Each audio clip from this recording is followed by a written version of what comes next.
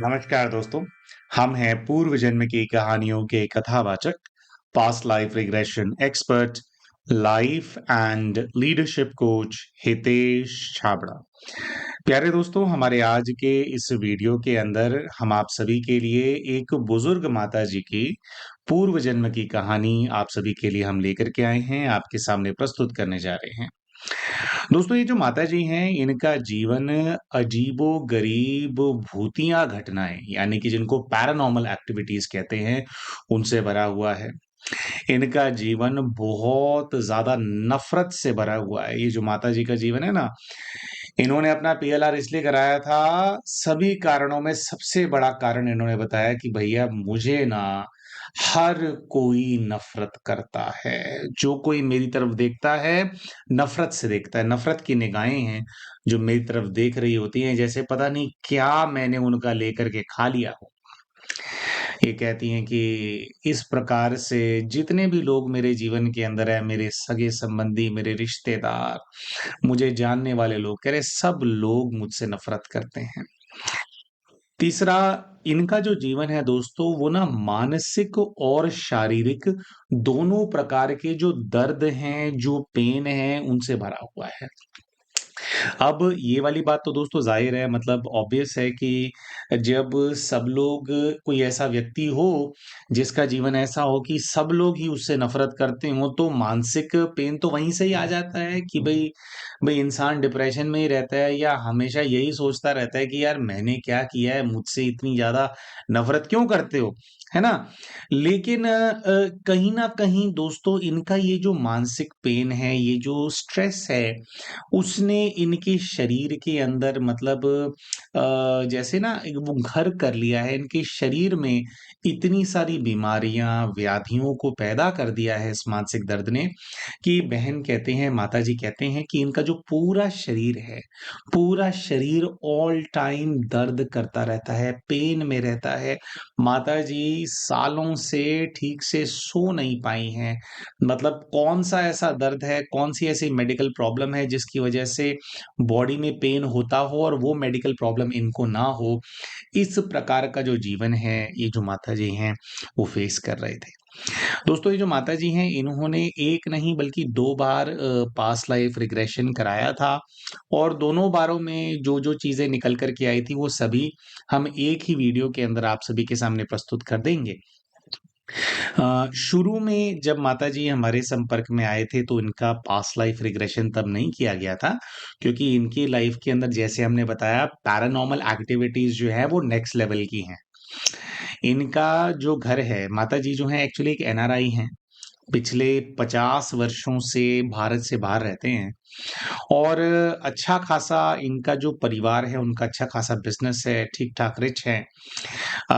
लेकिन ये जो रिचनेस है या जो ये पैसा है, इनके किसी काम का नहीं है, क्योंकि ये कहती है कि कोई प्यार करने वाला ही नहीं है। पैसे का क्या करेंगे, सर में मारेंगे। अम, तो कौन से कैरेक्टर्स हैं जिन्होंने इनको सबसे ज़्यादा पेन दिया है, क्या है, वो ओवरऑल कहानी बताएँगे, लेकिन एक छोटी-सी बात बताते हैं जो पहली बार माताजी ने हमारे को बताई थी, और इन्होंने वीडियो में भी हमारे को दिखाया था। जैसे इनका जो घर है, उसमें सिक्योरिटी कैमरा की फुटेजेज़ हैं।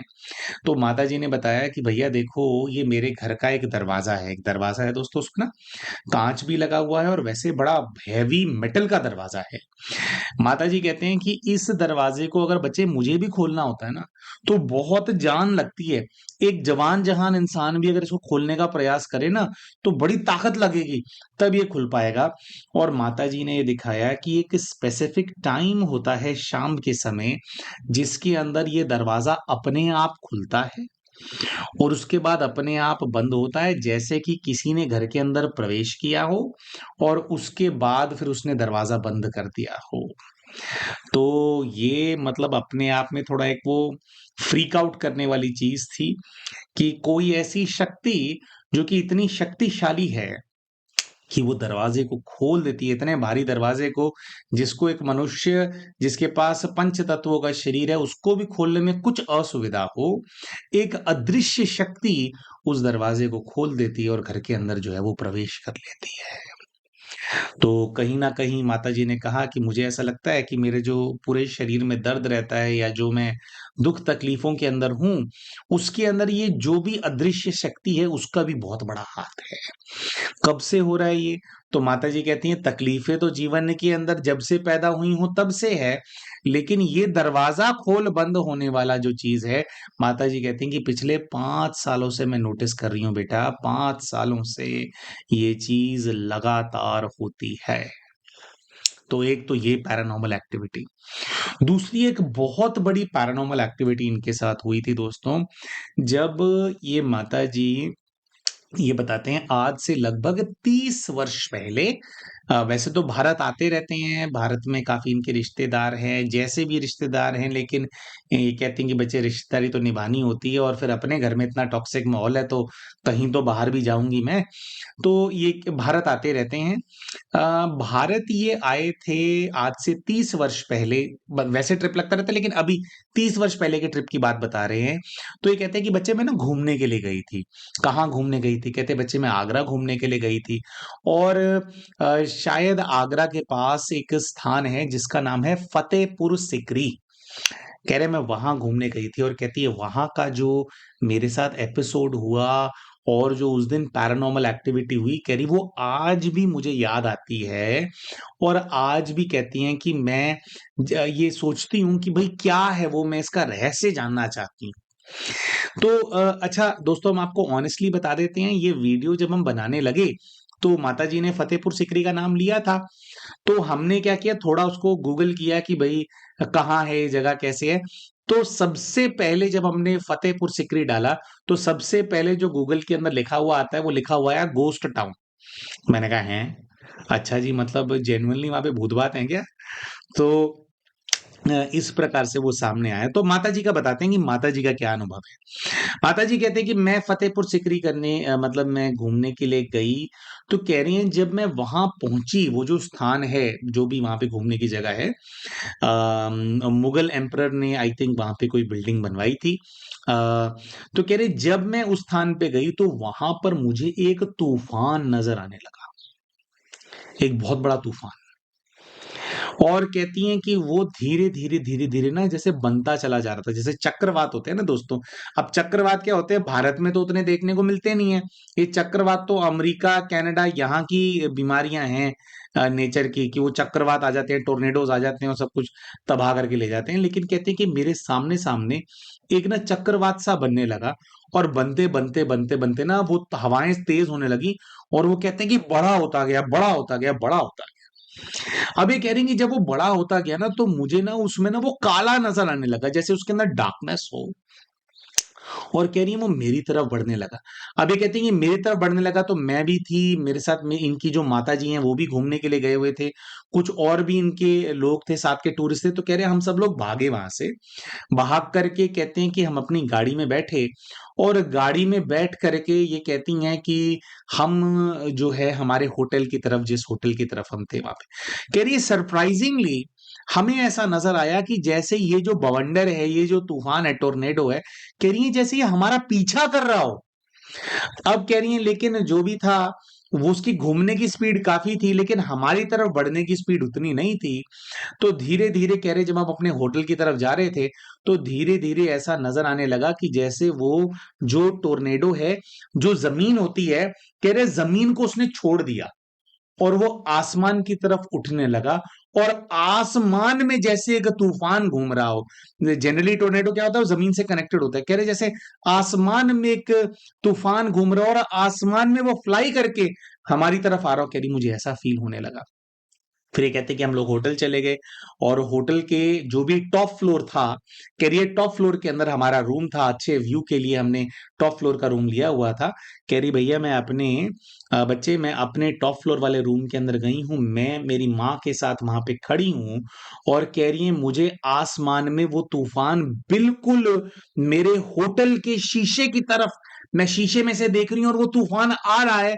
और कह रही है मैं ऐसा थर थर कांप रही हूं और मुझे अंदर से ये फीलिंग आ रही है कि ये तो आकर के जैसे ना होटल के अंदर स्मैश कर जाएगा और उस होटल को और हमें उड़ा करके ले जाएगा। लेकिन ये कहती हैं कि अचानक से मेरे मन में एक बड़ा स्ट्रांग संकल्प आया और कह रही है मैंने तूफान की तरफ देखा और उसको कहा कि कोई नहीं, तुम शांत हो जाओ, मैं फिर मिलने आऊंगी। अभी तुम लोग शांत हो जाओ। कह रही मैंने ऐसे कहा ही है। और कह रही है वो जो वहां पे वो जो एकदम जो सारा मौसम खराब सा हो रखा था, कह रहे एकदम जैसे ना कि ठीक सा होने लगा, वो तूफान जैसे धूमिल सा होने लगा। कहाँ वो आकर के अभी पूरे फोर्स से टकराना चाहता था, लेकिन कह रही वो धीरे धीरे गायब सा हो गया वो तो। और कह रही मैंने मन में बस एक बार कहा कि तुम चिंता मत करो, मैं आऊंगी मिलने। और कह रही वो शांत हो गया। कह रही उस समय मुझे रियलाइज हुआ कि जैसे जो कुछ भी है इस तूफान में, ये जो हवाएं हैं, कह रही ये हवाएं, ये तूफान मुझे नुकसान नहीं पहुंचाना चाहते, ये मुझसे मिलना चाहते थे। और कहते हैं कि ये जब मेरे मन से आवाज निकली कि मैं आऊंगी, तो कह रहे मेरे को अंदर से ना जैसे कुछ आवाजें सुनाई दे रही थी। मेरा पूरा फोकस था उस तूफान पे। और कह रही मेरे अंदर से आवाजें मुझे सुनाई दे रही थी कि जैसे वो कह रहे हूं कि तुम आ गए, तुम आ गए, तुम आ गए। जैसे उनको इंतजार था, कोई है जिसका इंतजार था। मतलब उस तूफान में कुछ ऐसी शक्तियां थी जो कि इनका इंतजार कर रही थी। और इनके आश्वासन देने के बाद कि मैं फिर आऊंगी, तुम चिंता मत करो, वो तूफान शांत हो गया। तो हमने माताजी से पूछा कि माताजी गए फिर आप वहां पे दोबारा? तो इन्होंने कहा कि मेरा दिमाग खराब है जो मैं वहां जाऊंगी तुम्हारा। कह रही हैं कि बस मैंने आश्वासन तो दे दिया, लेकिन मुझे पता थोड़ी है मैं किससे बात कर रही थी, किससे बात नहीं कर रही थी, क्या ये चक्कर था, है ना। कह रही मेरे को नहीं पता था। कह रही बेटा मेरी तो दोबारा हिम्मत नहीं हुई। और कहते हैं बच्चे अपने जिंदगी की बहुत सारी मुसीबतें हैं, अब मैं क्या क्या बताऊं। तो कह रहे हैं कि आई हूं इंडिया, लेकिन वहां मैं दोबारा मैं नहीं गई हूं, है ना। और कह रहे मेरे मेडिकल एलिमेंट्स वगैरह भी काफी ज्यादा बढ़ गए थे। तो ये तो दोस्तों दो मुख्य पैरानॉर्मल एक्टिविटीज इनके लाइफ की हैं जिनके बारे में हमने बताया है, कि तूफान वाला किस्सा और एक इनके घर का दरवाजा खुल जाना बंद होना, दरवाजा खुलना बंद होना और भारी गेट। ये तो पैरानॉर्मल एक्टिविटीज। अब दोस्तों हम बात करते हैं नफरत की, और फिर आएंगे मानसिक और शारीरिक पेन के ऊपर। दोस्तों ये बहन माता सॉरी बहन बोल रहे हैं, माता जी बहुत बुजुर्ग हैं। तो माता जी जो हैं इनके जो रिश्तेदार हैं, ये कहते हैं कि बचपन से ही मेरे सारे के सारे रिश्ते बहुत ज्यादा डिस्टर्ब्ड हैं। और सबसे ज्यादा बुरा रिश्ता अगर इनका किसी के साथ था, तो वो इनकी अपनी माँ के साथ था। इनके और भी कई सारे भाई बहन हैं, 5-6 भाई बहन हैं। लेकिन ये कहते हैं कि भैया मैं सबसे बड़ी बेटी थी मेरी माँ की, और मेरी माँ को पता नहीं क्या नफरत थी मुझसे, क्या उसको प्रॉब्लम थी। कह रही है मेरी माँ ये कहती थी कि तेरा जन्म हुआ ना, तो सब लोग मुझे ताने मारते थे कि तू जो है तूने लड़की पैदा करी है। तो कहती मेरी माँ कहती थी कि तेरी वजह से मैंने रिश्तेदारों का बहुत ज्यादा टॉर्चर झेला है, इसलिए मुझे नफरत है तेरे से। और कहती है मेरी माँ मुझे छोटे बचपन से, कह रही मुझे याद है 4-5 साल की उम्र से मुझे याद है, कह रही मुझे इतना मारती थी, इतना मारती थी कि मार मार के मेरा मुंह सुजा देती थी। अब ये कहती हैं कि मेरे जो पिताजी हैं, इनके जो पिताजी हैं, उनकी मृत्यु जल्दी हो गई थी। क्यों हो गई थी? क्योंकि ये कहती हैं कि जो इनकी माताजी हैं वो इनके पिताजी की सेकंड वाइफ थी। तो पिताजी के पहले विवाह से काफी बड़े बड़े भाई बहन ऑलरेडी एग्जिस्ट करते थे। और कहती हैं जो बड़े वाले भाई बहन थे, वो भी उनका कुछ ऐसा था कि भाई उन वो भी इनको पसंद नहीं करते थे, वो सौतेले भाई बहन थे। तो उनकी माता जी की मृत्यु हो गई थी, तो इनके पिताजी ने फिर दूसरी शादी कर ली थी। तो अपनी दूसरे विवाह से जो है ये जो है इनके संतान हुए। तो आई थिंक ये जो 6-7 भाई बहन हैं, इसमें इनके जो सौतेले भाई बहन हैं वो भी इंक्लूडेड हैं। तो इन्होंने कहा कि मैं अपनी माता की सबसे बड़ी बेटी थी, और उनकी जो सास है उनको ताने वाने मारती होंगी। लेकिन ये कहते हैं कि भैया तानों से ना इतना नहीं हो सकता। मेरी माँ को, कह रही मेरी माँ मुझे छोटी उम्र में 7-8 साल की उम्र में लातों घूसों से मारती थी। मतलब से जैसे एक आप इंसान झगड़े करता है ना किसी से बाहर, वो पंच मना कर कह रहे घूसे ही घूसे मुझे मारती थी। और कहती है भैया मैं सूजी रहती थी। और कह रही मेरी माँ मुझे इतना मारती थी, इतना मारती थी कि मेरा बीच में ही मैं यूरिनेट कर देती थी। इसी प्रकार का दोस्तों एक दूसरी बहन है, उनका भी किस्सा था, हमने बताया था कि उनकी तो ख़ैर जो माँ थी उसका तो कहानी अलग थी। वो भी उनके साथ ऐसा करती थी, एक दूसरी बहन का मैंने बताया था, लेकिन यहाँ पे ये अलग है, कई वो ऐसा ना हो कई बार भाई-बहन बोलते हैं कि भैया ये वाली स्टोरी तो सुनी हुई है, तो वो अलग है, ये अलग है। बहुत बार क्या होता है कि थोड़ी बहुत चीज़ें सिमिलर होती हैं, तो इनकी जो माताजी हैं वो भी इतना बुरी तरीके से मारती थी। पिताजी थोड़ा प्रतिकार करते थे, लेकिन ये कहते हैं कि पिताजी अपने काम काज में इतने बिज़ी होते थे, उनके पास टाइम ही कहाँ था, फिर इतने सारे बच्चे, पहली बीवी मर गई थी तो टेंशन। फिर कहते हैं उनकी जो पिताजी की वाइफ मम्मी थी मतलब इनकी दादी कह रही वो भी टॉक्सिक सी थी, वो भी कोई ख़ास पसंद नहीं करती थी। तो कहते हैं कि मैं बहुत मार खाते-खाते बड़ी हुई हूँ। अब कहती हैं मैं गाँव की रहने वाली थी, पिंड की रहने वाली थी, तो ज़्यादा मुझे पढ़ाया-लिखाया भी नहीं, लेकिन जितना हो सकता था मैंने पढ़ाई-लिखाई करी। ये कहते हैं कि हमारे फैमिली में कुछ ऐसा कल्चर था कि सब लोग जो है एक-एक करके अपनी जो ज़मीनें बेच करके यानी कि इनके सौतेले भाई-बहन जो हैं, पहले ही अपना हिस्सा जो है वो बेच-बाच के काफ़ी कह रहे बड़ी ज़मीन थी इनके पिताजी की, बड़े ज़मींदार इंसान थे, सरमाएदार थे।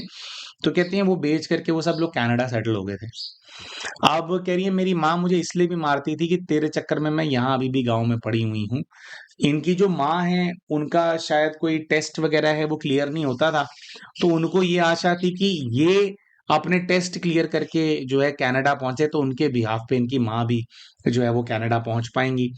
तो ये कहती हैं कि भैया लगभग मैं 17 या 18 साल की रही होंगी।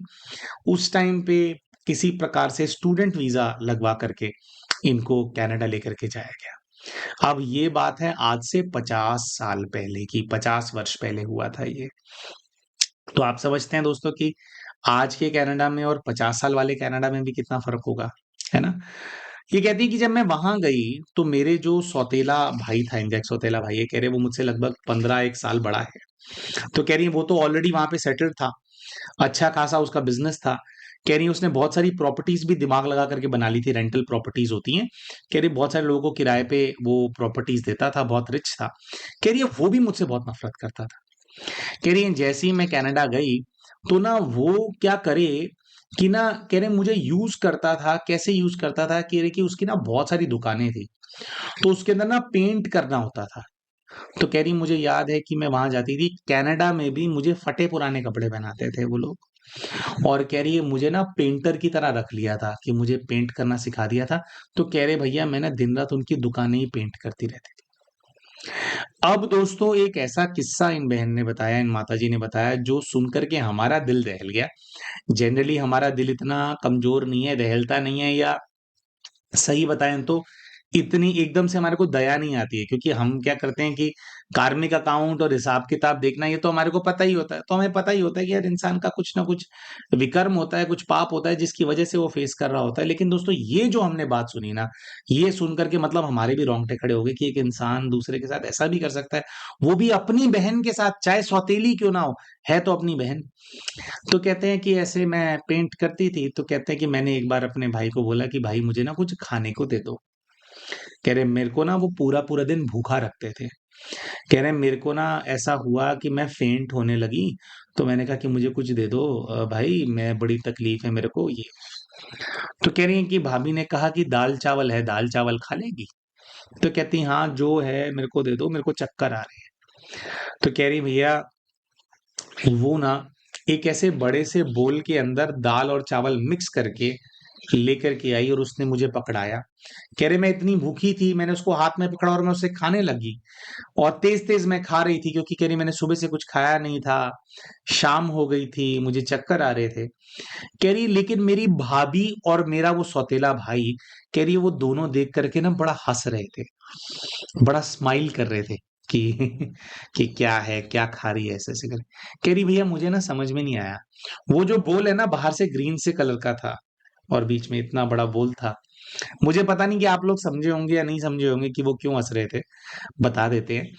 दोस्तों जिस बोल में इनको दाल-चावल डाल कर के इनके भाई और भाभी ने दिए, दरअसल वो ना जो कुत्तों को खाना खिलाया जाता है ना, होता नहीं है दोस्तों कुत्तों को खिलाने वाला जो बोल होता है ना? उसके अंदर इनको दाल और चावल डाल कर के दिए थे और ये पिंड की, गाँव की रहने वाली थी, इनको अक्ल नहीं थी कि क्या है, कैसे है। तो कह रहे हैं कुत्तों को जिसमें खाना खिलाया जाता है, उनके कुत्ते जिसमें खाना खाते थे, उस बर्तन के अंदर खाना दिया गया है इनको।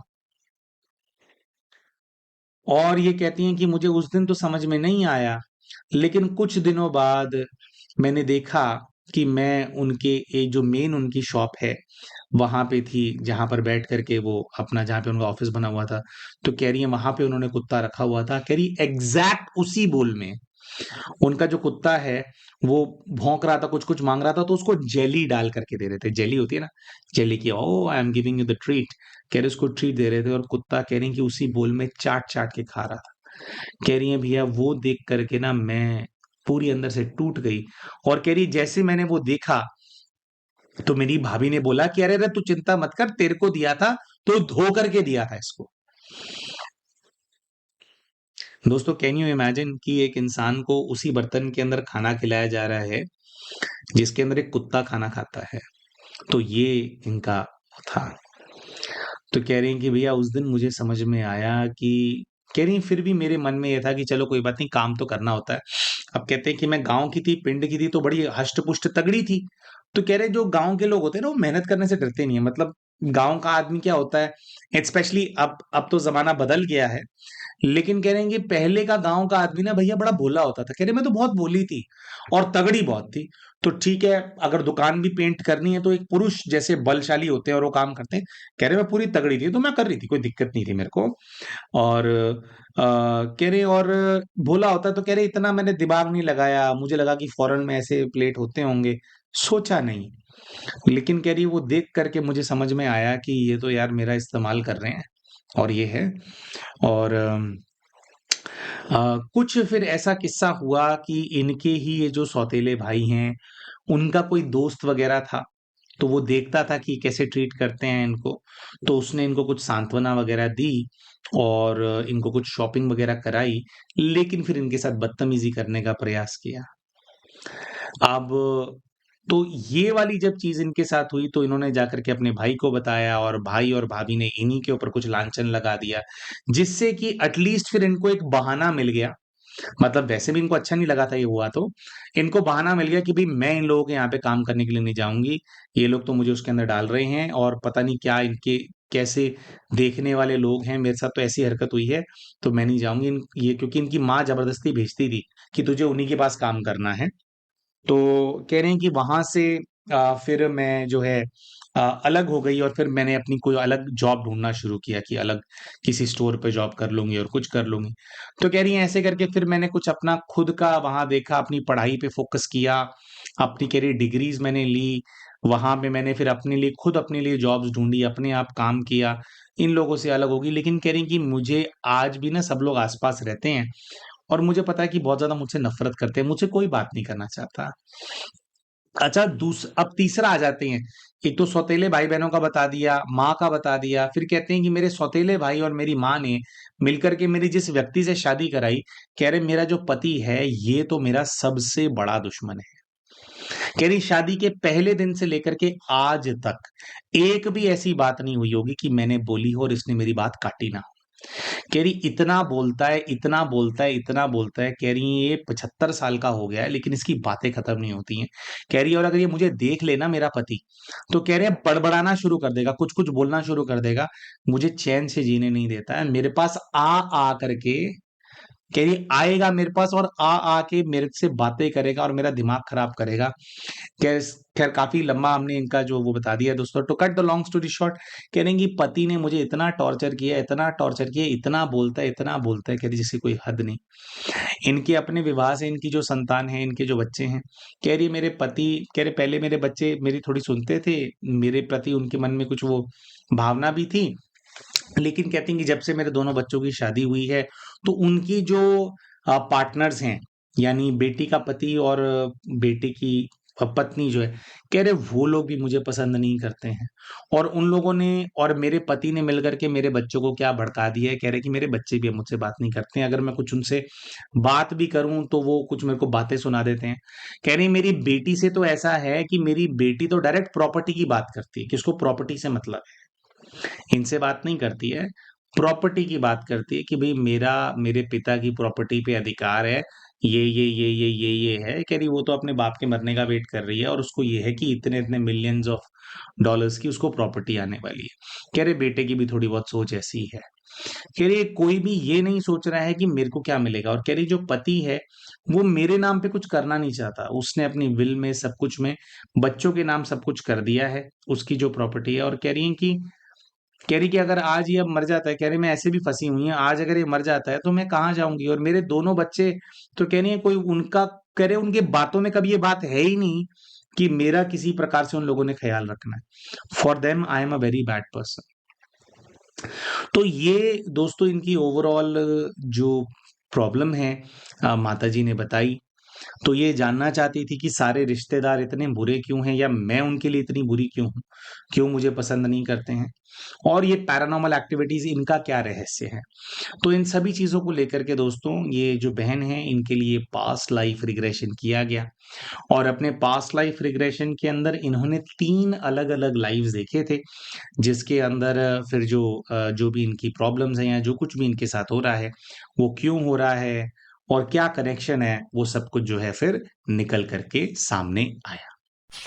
तो प्यारे भाइयों और बहनों, इन माताजी ने अपने पूर्व के जीवन के अंदर क्या देखा, उसके बारे में आप सभी को हम बताएँगे। लेकिन उससे पहले आप सभी का हम धन्यवाद करना चाहते हैं, आप सभी के स्नेह के लिए, आप सभी के गुड विशेस के लिए। हम लगभग 10-12 दिनों से काफ़ी ज़्यादा पेन के अंदर थे। जैसा कि आप जानते हैं, वो हमारे जो पैर हैं, उसके अंदर इंजरी हो गई थी, मांस फट गया था, और कुछ ये भी हुआ था कि पैर के जो तलवे होते हैं, उसके अंदर जो ब्लड होता है, वो ब्लड जम गया था। जिसकी वजह से बहुत ही एक्सट्रीम पेन के अंदर थे, कुछ नसें भी ब्लॉक हो गई थी किसी वजह से। एक्सट्रीम एक्सरसाइज़ करने की वजह से हुई थी बेसिकली। तो काफ़ी पेन के अंदर थे, और जिसकी वजह से हम वीडियोज़ वगैरह भी अपलोड नहीं कर पा रहे थे। तो हमने आप सभी को इन्फॉर्म किया, तो आप सभी की बहुत-बहुत दुआएँ, बहुत-बहुत विशेज़, बहुत-बहुत आपकी जो प्रेयर्स हैं वो हम तक पहुँचे।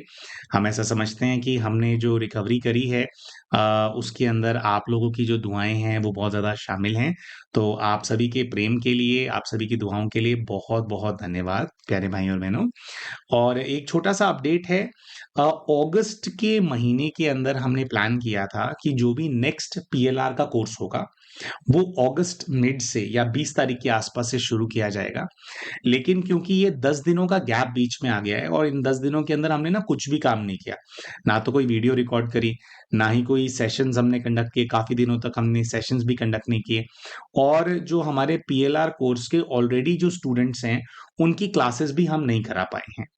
तो क्योंकि ये 10 दिनों का गैप आ गया है बीच में, तो हमारे को जो नेक्स्ट जो भी कोर्स होगा या नेक्स्ट जो भी बैच होगा, उसकी जो डेट्स है उनको आगे पुश करना पड़ेगा। तो अभी हम ऐसा समझ रहे हैं कि अगस्त 20th से जो नेक्स्ट कोर्स है, जो बैच 5 है, उसको शुरू ना करके जो सितंबर का फर्स्ट वीक होगा, यानी फर्स्ट वीक ऑफ सितंबर, उसके अंदर नेक्स्ट बैच को हम शुरू करेंगे, जिसके अंदर पीएलआर कोर्स के स्टूडेंट्स हम लेंगे। अभी भी एक्चुअली कुछ लोगों ने रजिस्टर करा रखा है, तो वो होप कर रहे होंगे कि 20 अगस्त से या 25 अगस्त से वो शुरू हो जाएगा, तो तब से नहीं होगा। 1 से 5 सितंबर के बीच में हम सोच रहे हैं कि इस नेक्स्ट वाले कोर्स को हम शुरू करेंगे, तो उनके लिए भी अपडेट है। और अगर कोई और भाई-बहन अभी इंटरेस्टेड है पीएलआर सीखने के लिए, कैसे किया जाता है, कैसे सबकी सहायता की जाती है, और आप अब नेक्स्ट बैच के अंदर एनरोल करने के बारे में सोच रहे हैं, तो एनरोलमेंट्स अभी पॉसिबल है, वो ओपन है, आप एनरोल कर सकते हैं। लेकिन जो कोर्स है वो फर्स्ट वीक ऑफ सितंबर में शुरू होगा, मिड अगस्त में शुरू नहीं होगा। इसी के साथ-साथ प्यारे भाइयों और बहनों, हम शाउट आउट देना चाहते हैं हमारे चैनल के उन सभी व्यूअर्स को, जिन्होंने अभी रिसेंटली हमारे चैनल को एज़ अ मेंबर जॉइन किया है।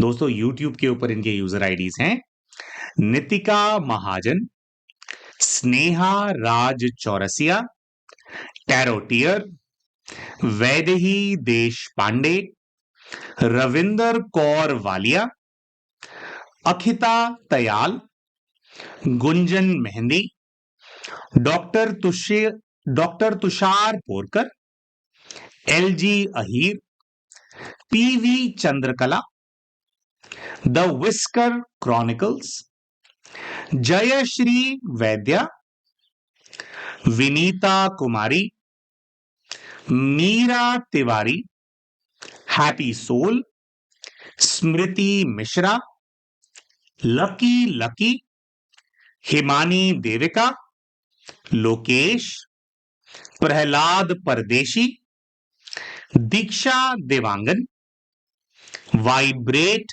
Positive, Deep Shikha, Stuti Grover, Rajni beauty planet, Babita Bhatnagar, Divya, Neelam Mishra, Chandresh Khantwal और निधि देवांग।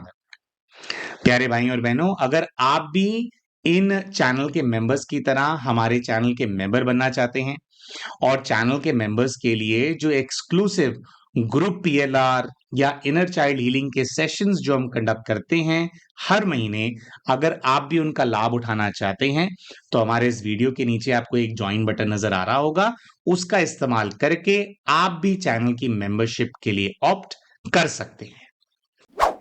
तो आइए प्यारे भाइयों और बहनों, अब बात करते हैं कि जब ये माता जी अपने पूर्व के जीवन के अंदर गए तो सबसे पहले जो जीवन इनके सामने आया उसके अंदर इन्होंने क्या देखा। दोस्तों, जो सबसे पहला जीवन इनके सामने आया, दरअसल वो अभी की लाइफ से वो वाला सबसे रीसेंट लाइफ था जिसके अंदर इस लाइफ के कुछ कैरेक्टर्स भी एग्जिस्ट करते थे। तो जैसा कि प्रोसीजर होता है, ये पीएलआर पास्ट लाइफ में जाते हैं और अब इनको बोलते हैं कि भाई ऊपर की तरफ देखिए और बताइए क्या है। तो ऊपर देखते हैं तो ये बताते हैं कि भाई ऊपर छत है, लेकिन जो छत है वो बहुत दूर नजर आ रही है। ऐसा कहते हैं कि दूर है वो छत, यानी कि जिस भी स्थान पे ये हैं, जो बिल्डिंग है उसकी शायद ऊंचाई बहुत ज्यादा है। लेफ्ट की तरफ देखते हैं तो इनको एक दीवार नजर आती है, वो दीवार जो छत तक जा रही है, तो दीवार भी बड़ी ऊंची सी लग रही है। राइट साइड में देखते हैं तो इनको ऐसा नजर आता है कि बड़े बड़े पिलर्स हैं और पिलर्स के बीच में से देखा जाता है, जैसे एक पिलर से दूसरे पिलर के बीच में जो गैप है उसमें से देखते हैं तो जस्ट बाहर इनको एक बड़ा ही सुंदर सा गार्डन नजर आ रहा होता है। नीचे की तरफ देखते हैं तो इनको ऐसा नजर आता है कि जैसे ये कोई बहुत बड़ी गैलरी के अंदर खड़े हैं जिसमें कालीन बिछा हुआ है और उसके ऊपर इनके जो पैर हैं तो पैरों के अंदर काले रंग के चमड़े के जूते इन्होंने जैसे पहने हो, इनको ऐसा नजर आता है। ऊपर ध्यान लेकर के जाते हैं तो एक खुला पजामा नुमा कुछ इन्होंने पहना हुआ है और उसकी तरफ देखते हैं तो ये कहते हैं कि मुझे फीलिंग आ रही है कि जैसे मैंने कोई बहुत महंगे कपड़े पहने हो, जैसे ये सिल्क हो या वैसा ही कुछ हो, और मैंने बहुत महंगा कुछ पहना हुआ है। और धीरे धीरे ध्यान ऊपर लेकर के जाते हैं तो ये कहते हैं कि अरे भाई, ये तो वैसा सा लग रहा है जैसे वो अलादीन कार्टून आता था ना, तो कह रहे उसके अंदर जो शाही लोग पहनते हैं वैसा सा मेरे को अपना किरदार जो है वो नजर आ रहा है। अलादीन कार्टून इन्होंने नहीं बोला था, वो हमने समझाने के लिए बोला, लेकिन उन्होंने बोला कि मैं कोई कोई अरबी टाइप की मैंने ड्रेस पहनी हुई है, लेकिन आजकल के अरब जिस प्रकार के वो सर पे पहनते, कब कह रहे वैसा नहीं है, मेरे सर पे पगड़ी टाइप है कोई। और ऑल इन ऑल काफी इन्होंने जो ज्वेलरी भी इन्होंने पहनी हुई है, मोतियों के हार पहने हुए हैं, कई सारे हाथों में कुछ अंगूठियां हैं। तो ये कहते हैं कि यार बड़ा ही ना अमीरी वाली फीलिंग आ रही है। और कान में कुंडल से टाइप भी पहन रखे हैं कुछ उन्होंने, गोल गोल कह रहे कान में ज्वेलरी भी है। चेहरे की तरफ ध्यान ले जाने के लिए हम बोलते हैं तो कहते हैं कि मैं पुरुष हूं, और पूरी इनको ऐसी वाइब आ रही होती है कि जैसे कि मैं कोई रॉयल फैमिली का सदस्य हूँ। जी हाँ दोस्तों, फिर से आ गए राजा रानी वाली कहानी, है ना। कई सारे भाई बहन कमेंट करते हैं कि राजा रानियों की कहानी सुननी है तो हितेश भाई के पीएलआर सुन लो, उसमें सब राजा रानी निकलते हैं। सब नहीं निकलते हैं लेकिन कई सारे केसेस में निकलते हैं। तो हाँ, तो ये जो भाई है, ओवरऑल बहन माता जी जो हैं ये अपने आप को एक भाई के रूप में देख रही होती हैं, जो कि लगभग 20-22 साल का एक लड़का है और एक जैसे किसी मुस्लिम देश के अंदर कोई राजकुमार है, यानी कि शहजादा है, ऐसी इनको जो है ओवरऑल वाइब आ रही होती है। और ये अपने आप को देख रहे होते हैं कि मैं तो बहुत ही नाइस नेचर का व्यक्ति हूँ, बहुत ही खुश मिजाज हूँ, बड़ा ही अ, दूसरों के प्रति करुणा भाव रखने वाला व्यक्ति हूँ, मैं इस प्रकार से खुद को देख रहा हूँ। तो जो गैलरी है उसके अंदर से हम बोलते हैं कि भाई गैलरी के अंदर आप चल करके जाओ, देखो आगे क्या होता है। तो जब ये गैलरी के अंदर से अपना चल करके जाते हैं तो इनको आगे जाकर के जो साम्राज्य है उसके जो शहंशाह हैं, जो राजा हैं वहाँ के, वो इनको नजर आते हैं और वो भी बिल्कुल वैसे ही कि वैसी वाली उनके ड्रेस हैं जिस प्रकार के कपड़े इन्होंने जो है पहन रखे हैं, सऊदी में कहीं पे हैं, सॉरी मतलब गल्फ कंट्री में कहीं पे, और वहां के वो राजा हैं, मुस्लिम राजा हैं, और ये उनके राजकुमार हैं। तो ये देखते हैं, तो जो इनके जो पिता हैं उन्होंने बड़ी गर्मजोशी से जो है इनको गले से लगा लिया, और वो लेकर के जा रहे हैं इनको अपने साथ। और इनके जैसे गैलरी के अंदर ही, गैलरी से आगे निकलते हैं तो लेफ्ट में जाती हुई फिर एक बड़ी गैलरी है, तो उसके अंदर इनके जैसे कंधे पे हाथ रखा हुआ है और उनसे कुछ बात कर रहे हैं, इनको कुछ समझा रहे हैं। ये कह रहे हैं कि मेरे जो वहां पे मेरे जो फादर हैं उनके साथ मेरा जो रिश्ता है बहुत ही अच्छा है। और ये फिर अपना मतलब देखते हैं, ज्यादा लोग इनको नजर नहीं आ रहे होते, महल के अंदर घूम रहे हैं, ठीक है। महल में कई नौकर हैं, कई सारे सिपाही हैं, ये सब ऐसा नजर आ रहा होता है। फिर करते करते करते करते इनको ऐसा दृश्य नजर आता है जिसके अंदर इनको अपने पूर्व जीवन की जो माँ है, माँ नजर आती है। और ये ऐसा देखते हैं कि जो इनकी माँ है वो इनके साथ थोड़ा सौतेलों जैसा व्यवहार कर रही है। मतलब जो उनकी रानी है, इनके जो पिताजी हैं, उनकी एक ही वाइफ है, और वो इनको पसंद नहीं करती है। मतलब किनको पसंद नहीं करती है? शहजादे को पसंद नहीं कर रही है। तो हम इनसे पूछते हैं कि अपने पिताजी से पूछो, ये सौतेली माँ है क्या? तो ये कहते हैं कि भी पिताजी कह रहे हैं, मतलब मेरे जो वालिद साहब हैं वो कह रहे हैं कि नहीं, आप तुम्हारी सगी माँ हैं, इन्होंने ही तुम्हारे को जन्म दिया है, सौतेली तो नहीं है। लेकिन ये कहते हैं कि माँ को किसी बात का बहुत ज्यादा फ्रस्ट्रेशन है, वो माँ मुझे पसंद नहीं कर रही है। तो क्यों पसंद नहीं कर रही है? क्या इसका कारण है? इसके अंदर डीप डाइव जाओ। तो काफी देर तक माँ से बात करने का प्रयास किया, लेकिन इनको ऐसा दिखाई देता है कि माँ चुप है। जैसे वो बोलते हैं ना कि मुंह में दही जमा ली हो। माँ कुछ भी बोल करके राजी नहीं, मतलब वो बात तक नहीं करना चाहती है। और क्यों वो ऐसे रूड है, इसका कोई राज है, कोई रहस्य है जो कि वो जाहिर नहीं करना चाहती इनके सामने। अच्छा जी। तो काफी ये पूछते पाछते हैं कि भाई मेरे को बताओ कि भाई चक्कर क्या है। तो हम इनको बोलते हैं कि जो माँ आपसे नाराज है, माँ नहीं भी बताएगी, लेकिन हम थोड़ा दृश्य आपका बदल देंगे। माँ के नाराज होने का जो भी कारण है वो कारण आपके सामने आ जाएगा। तो बोलते हैं ठीक है। तो जैसे प्रोसीजर होता है कि हम वो कारण कहते हैं कि आपको कारण पता लगने वाला है, जो टेक्निक होती है उसको यूज करते हैं, और हम काउंटडाउन करते हैं, 5 4 3 2 1, कारण सामने आएगा। तो जैसे ही हम बोलते हैं कारण सामने आएगा, तो इनको वहां पर एक हिंदू व्यक्ति नजर आने लग जाता है। तो हम कहते हैं कि हैं हिंदू व्यक्ति नजर आ रहा है, तो ये गल्फ कंट्री में हिंदू क्या कर रहा है? लेकिन भाई जो भी है, इनको दिख रहा था कि भाई कोई हिंदू है, और वो मुलाजिम है इनके पिताजी का। और वो इनके पास आता है, ये उससे बात करते हैं। तो ऐसा नजर आता है कि जो इनके पिताजी हैं, ये जो हिंदू व्यक्ति है, ये उनका मुंशी है। मतलब जो हिसाब किताब रखने वाले होते हैं, और जो इनके जो पिताजी हैं उनका कोई राजदार भी है वो, है ना। तो वो भी इनको ऐसे नजर आ रहा है वहां पे। ठीक है जी। आगे क्या हो रहा है? तो कहते हैं कि भाई ये जो मुंशी है ना, ये मुझसे बड़ा प्यार से बात कर रहा है। क्यों प्यार से बात कर रहा है? मैंने कहा पता नहीं। भाई ये फेवरेट नौकर है क्या पिताजी का? तो ये कहते हैं हाँ, लगता तो ऐसा है कि ये फेवरेट नौकर है।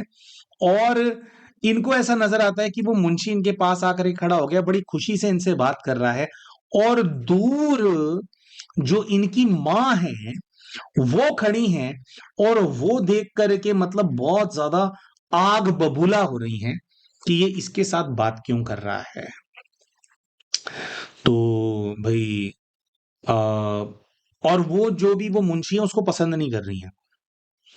तो ठीक है जी, आगे देखते हैं कि भी क्या चक्कर है, क्या नहीं है। तो इनको समझ में नहीं आता, लेकिन इनको ऐसा नजर आता है कि इनके पिता इनसे बहुत प्यार करते हैं, वो मुंशी भी इनको बहुत पसंद करता है। और जो माँ है, जो इनकी अपनी सगी माँ है, वो नफरत कर रही हैं। और मुंशी से ये बात कर रहे हैं तो और ही ज्यादा नफरत कर रही है। अच्छा, आगे बढ़ते हैं। आगे बढ़ते हैं तो इनको ऐसा सीन नजर आता है कि ये अपने महल में घूम रहे हैं, और वो जो मुंशी है, वो जहां पर काम करता है, वहां पर कुछ ऐसा है कि मुंशी का बेटा आया हुआ है।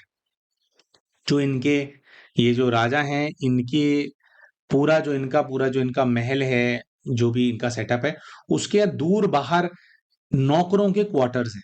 मतलब ये महल महल के अंदर जो है कुछ ऐसे है कि बाहर से वो बाउंड्री है, जो महल के नौकर हैं वो बाउंड्री के अंदर ही रहते हैं, लेकिन उनको रहने के लिए झोपड़ा नुमा घर दिए गए हैं, तो वहां रहते हैं। तो वहां से वो कुछ खाना वगैरह अपने पिता के लिए लेकर के आया है।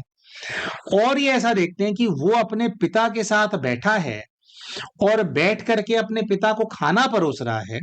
जो छोटा भाई है उसको जो छोटा वो जो छोटा वाला जो व्यक्ति है, उनको ये देखते हैं, वो बच्चा वो भाई जो है, कि वो लगभग 14-15 वर्ष की आयु का है, इनसे 7-8 साल छोटा होगा।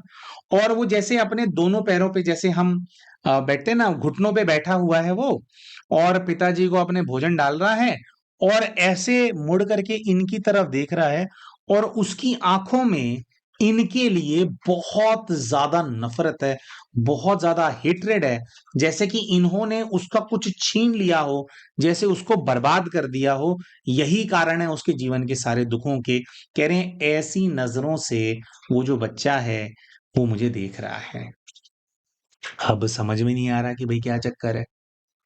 तो ये जो है राज को जानना चाहते हैं कि चक्कर क्या है, कि मुझे महल में मेरी अपनी सगी माँ और ये जो लड़का है, जो मुंशी का बेटा है, ये मुझे नफरत क्यों कर रहे हैं। तो महल में काफी ये घूमने का प्रयास करते हैं, काफी ढूंढने का प्रयास करते हैं, लेकिन जो है इनको समझ में नहीं आता कि चक्कर क्या है। फिर दोबारा से दोस्तों, जैसे कि प्रोसीजर होता है, हम थोड़ा दृश्य बदलते हैं, और दृश्य जैसे ही हम बदलते हैं कि भैया आप इसके कारण में जाएंगे, आप उस मोमेंट में जाएंगे जिसके अंदर ये जो रहस्य है वो आपके सामने खुल गया था, पर्दाफाश हो गया था, आप उस दृश्य के अंदर चले जाओगे।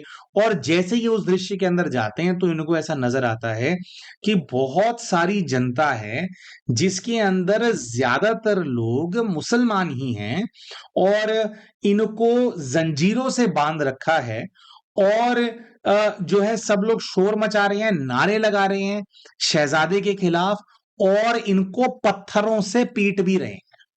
पत्थरों से पीट रहे हैं मतलब कि इनको बीच में बांध रखा है, और जितने लोग हैं आसपास वो सब लोग इनको पत्थर मार रहे हैं, और पत्थर कोई इनके मुंह पे आकर के लग रहा है, कोई हाथ पे आके लग रहा है, और पत्थरों से पीट पीट करके इनकी मृत्यु हो रही है, मतलब इनकी हत्या की जा रही है, इनको किसी प्रकार की सजा दी जा रही है। नारे लग रहे हैं।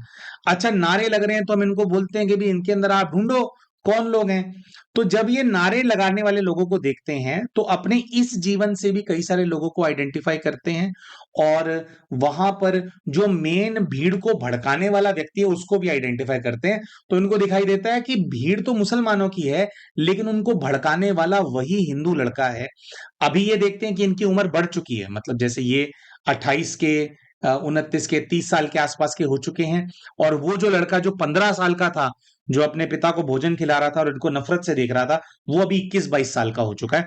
तो वो सबको भड़का रहा है, और वो नारे लगवा रहा है, और नारे लगवाते लगाते जैसे एकदम से पत्थर ही पत्थर बजने लगे इनको, और पत्थर बजने लगे तो कहते हैं कि अचानक से इतने सारे पत्थर मुझे लगे हैं, और बहुत ज्यादा मुझे चोटें, मेरे पूरे शरीर में मुझे फील हो रही हैं, चोटें फील हो रही हैं, जो कि ये जो मेरा भाई है उसने सबको भड़का दिया, और ये मुझे मार रहे हैं, और कह रहे हैं कि इतने मुझे पत्थर लगे हैं कि मैं फिर वहां पे खूनम खून होकर के मैं धराशायी हो गया हूं, और मैं कह रहे मैं मर गया हूं वहां पे। तो हम कहते हैं कि भैया राज राज पता चला कि क्या है, क्यों है। तो जब हम राज की बात करते हैं दोस्तों, तो थोड़ा सा इनको वापस से वो सीन याद आता है जिसके अंदर सब लोग नारे लगा रहे हैं। तो सब लोग नारे लगा रहे हैं, तो सब लोग नाजायज नाजायज नाजायज ऐसे बोल रहे हैं। पूरा नाजायज, क्या नाजायज है? तो कह रहे हैं कि शहजादा नाजायज है। शहजादा नाजायज है। हाँ, क्यों शहजादा नाजायज है, चक्कर क्या है? तो ये कहते हैं कि भाई फिर कुछ ऐसा हुआ है कि अब मैं मर गया हूं, और मर करके मैंने अपने शरीर को छोड़ दिया है, और इस अवस्था के अंदर मैं सब कुछ रिव्यू करने का प्रयास कर रहा हूं, लेकिन कुछ समझ में नहीं आ रहा कि चक्कर क्या है। तो कह रहे हैं कि इस लड़के ने भड़का दिया, सबने नाजायज नाजायज बोला, और मुझे मार दिया, लेकिन रहस्य अभी भी समझ में नहीं आ रहा है। आत्मा बन करके भी ये परेशान घूम रहे हैं, इनको समझ में नहीं आ रहा कि क्या हो रहा है। तो जनरली दोस्तों ऐसे में क्या होता है कि फिर व्यक्ति को उनके स्पिरिट गाइड के पास भेजा जाता है। दृश्य सामने आए लेकिन कुछ समझ नहीं आया, तो फिर जो स्पिरिट गाइड होते हैं वो चीजों को एक्सप्लेन करते हैं, वो चीजों को समझाते हैं। अभी के लिए दोस्तों हम चाहेंगे कि आप इस वीडियो को पॉज करें और आप गेस करें कि इनकी अभी की लाइफ में से आपको क्या लगता है कि वो भीड़ को भड़काने वाला हिंदू लड़का, इनको मार देने वाली मुस्लिमों की भीड़, और इनके राजा, नफरत करने वाली मां, प्यार करने वाला मुंशी, ये सब लोग इनके जीवन में आज के डेट में आपको क्या लगता है कि कौन है? दोस्तों हम आशा करते हैं कि आपने वीडियो को पॉज किया होगा और आपने अपने कमेंट्स डाल दिए होंगे, है ना? अब हम आपको पहले बताएंगे कि जो किरदार पूर्व के जीवन में नजर आए थे कौन से अभी के जीवन वाले हैं, और फिर गाइड ने इनको क्या बताया, क्या रेलेवेंस है, उसके बारे में भी हम बताएंगे। तो सबसे पहले तो किरदारों की बात कर लेते हैं दोस्तों। दोस्तों जब इनके गाइड के पास पहुंचाया गया तो उनसे पूछा गया, सॉरी, गाइड कहाँ पहुंच गए, पहले हम बता देते हैं कौन है। दोस्तों जो इनके जो राजा इनको नजर आए, जो शहंशाह इनको नजर आए थे अरब देश के अंदर, उसको इन्होंने अपने इस जीवन के पिता के रूप में ही देखा, जो कि पिछले जीवन में भी प्यार करते थे और इस जीवन में भी इनके प्रति स्नेह था, लेकिन वो कुछ कर नहीं पाए, इनको इस जीवन में भी पिटने से बचा नहीं पाए। पिछले जीवन में जो मां नजर आ रही थी, जो मां के लिए पिता ने बोला था कि इन्होंने ही तुम्हारे को पैदा किया है, उसको इन्होंने अपनी इस जीवन की नफरत करने वाली मां के रूप में ही देखा। दोस्तों पिछले जीवन के अंदर जो मुंशी नजर आया था, मुंशी को जब इन्होंने अपने इस जीवन में ढूंढने का प्रयास किया तो इस जीवन के अंदर कोई नजर नहीं आया।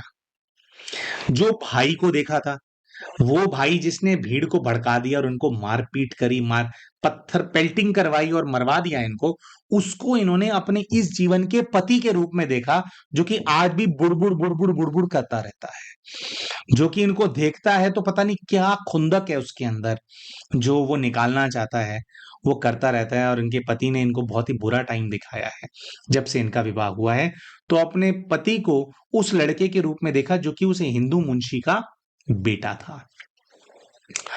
अब जो भीड़ है, भीड़ के अंदर नॉर्मल जनता थी, मतलब जो इनका साम्राज्य है वहीं के रहने वाले, आसपास के रहने वाले लोग हैं जो पत्थरों से पीट रहे हैं, उनके अंदर जो इनके जितने भी सौतेले भाई बहन हैं, वो सारे सौतेले भाई बहन, इनके रिश्तेदार, बुआ चाचा टाइप, जो सब लोग इनसे नफरत करते हैं, उन सबको इन्होंने भीड़ के अंदर देखा कि वो सब लोग मिलकर के इन पे स्टोन पेल्टिंग कर रहे हैं और इनको मार रहे हैं।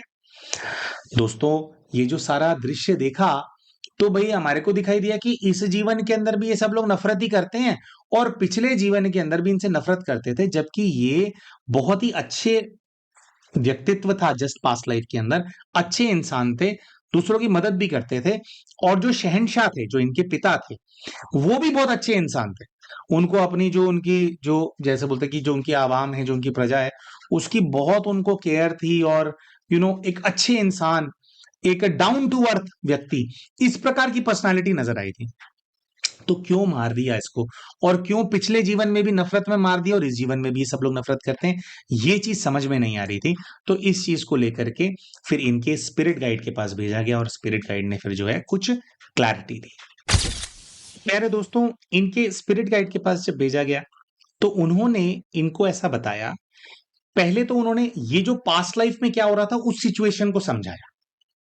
उन्होंने ऐसा बताया कि ये जो शहंशाह था, जो भी व्यक्ति था, कोई बहुत बड़ा राजा नहीं था वो। जैसे बाहर देशों में भी छोटी छोटी सल्तनत होती हैं, छोटी छोटी रियासतें होती हैं, किसी छोटी रियासत का वो जो है वो राजा थे, मुस्लिम राजा थे गल्फ कंट्री के अंदर। तो उन्होंने बताया कि आपके जो ये पिताजी थे, उनको कुछ मेडिकल इशू था, कुछ समस्या थी, और वो मेडिकल इशू ऐसा था कि उस मेडिकल इशू के चलते वो संतान उत्पन्न नहीं कर पा रहे थे। और जैसा कि होता है कि एक राजा ऐसा ना कर पाए तो उसके लिए बहुत ज्यादा शर्मसार हो जाती है, ये वाली बात शर्मसार होने वाली बात हो जाती है। और आगे फिर अपना वंश आगे बढ़ाना था, अपना राज्य आगे बढ़ाना था। रिश्तेदार होते हैं वो गिद्धों की तरह नजरें वो रखते हैं कि भाई इसका लड़का नहीं होगा तो भाई हमारे को मिलेगा।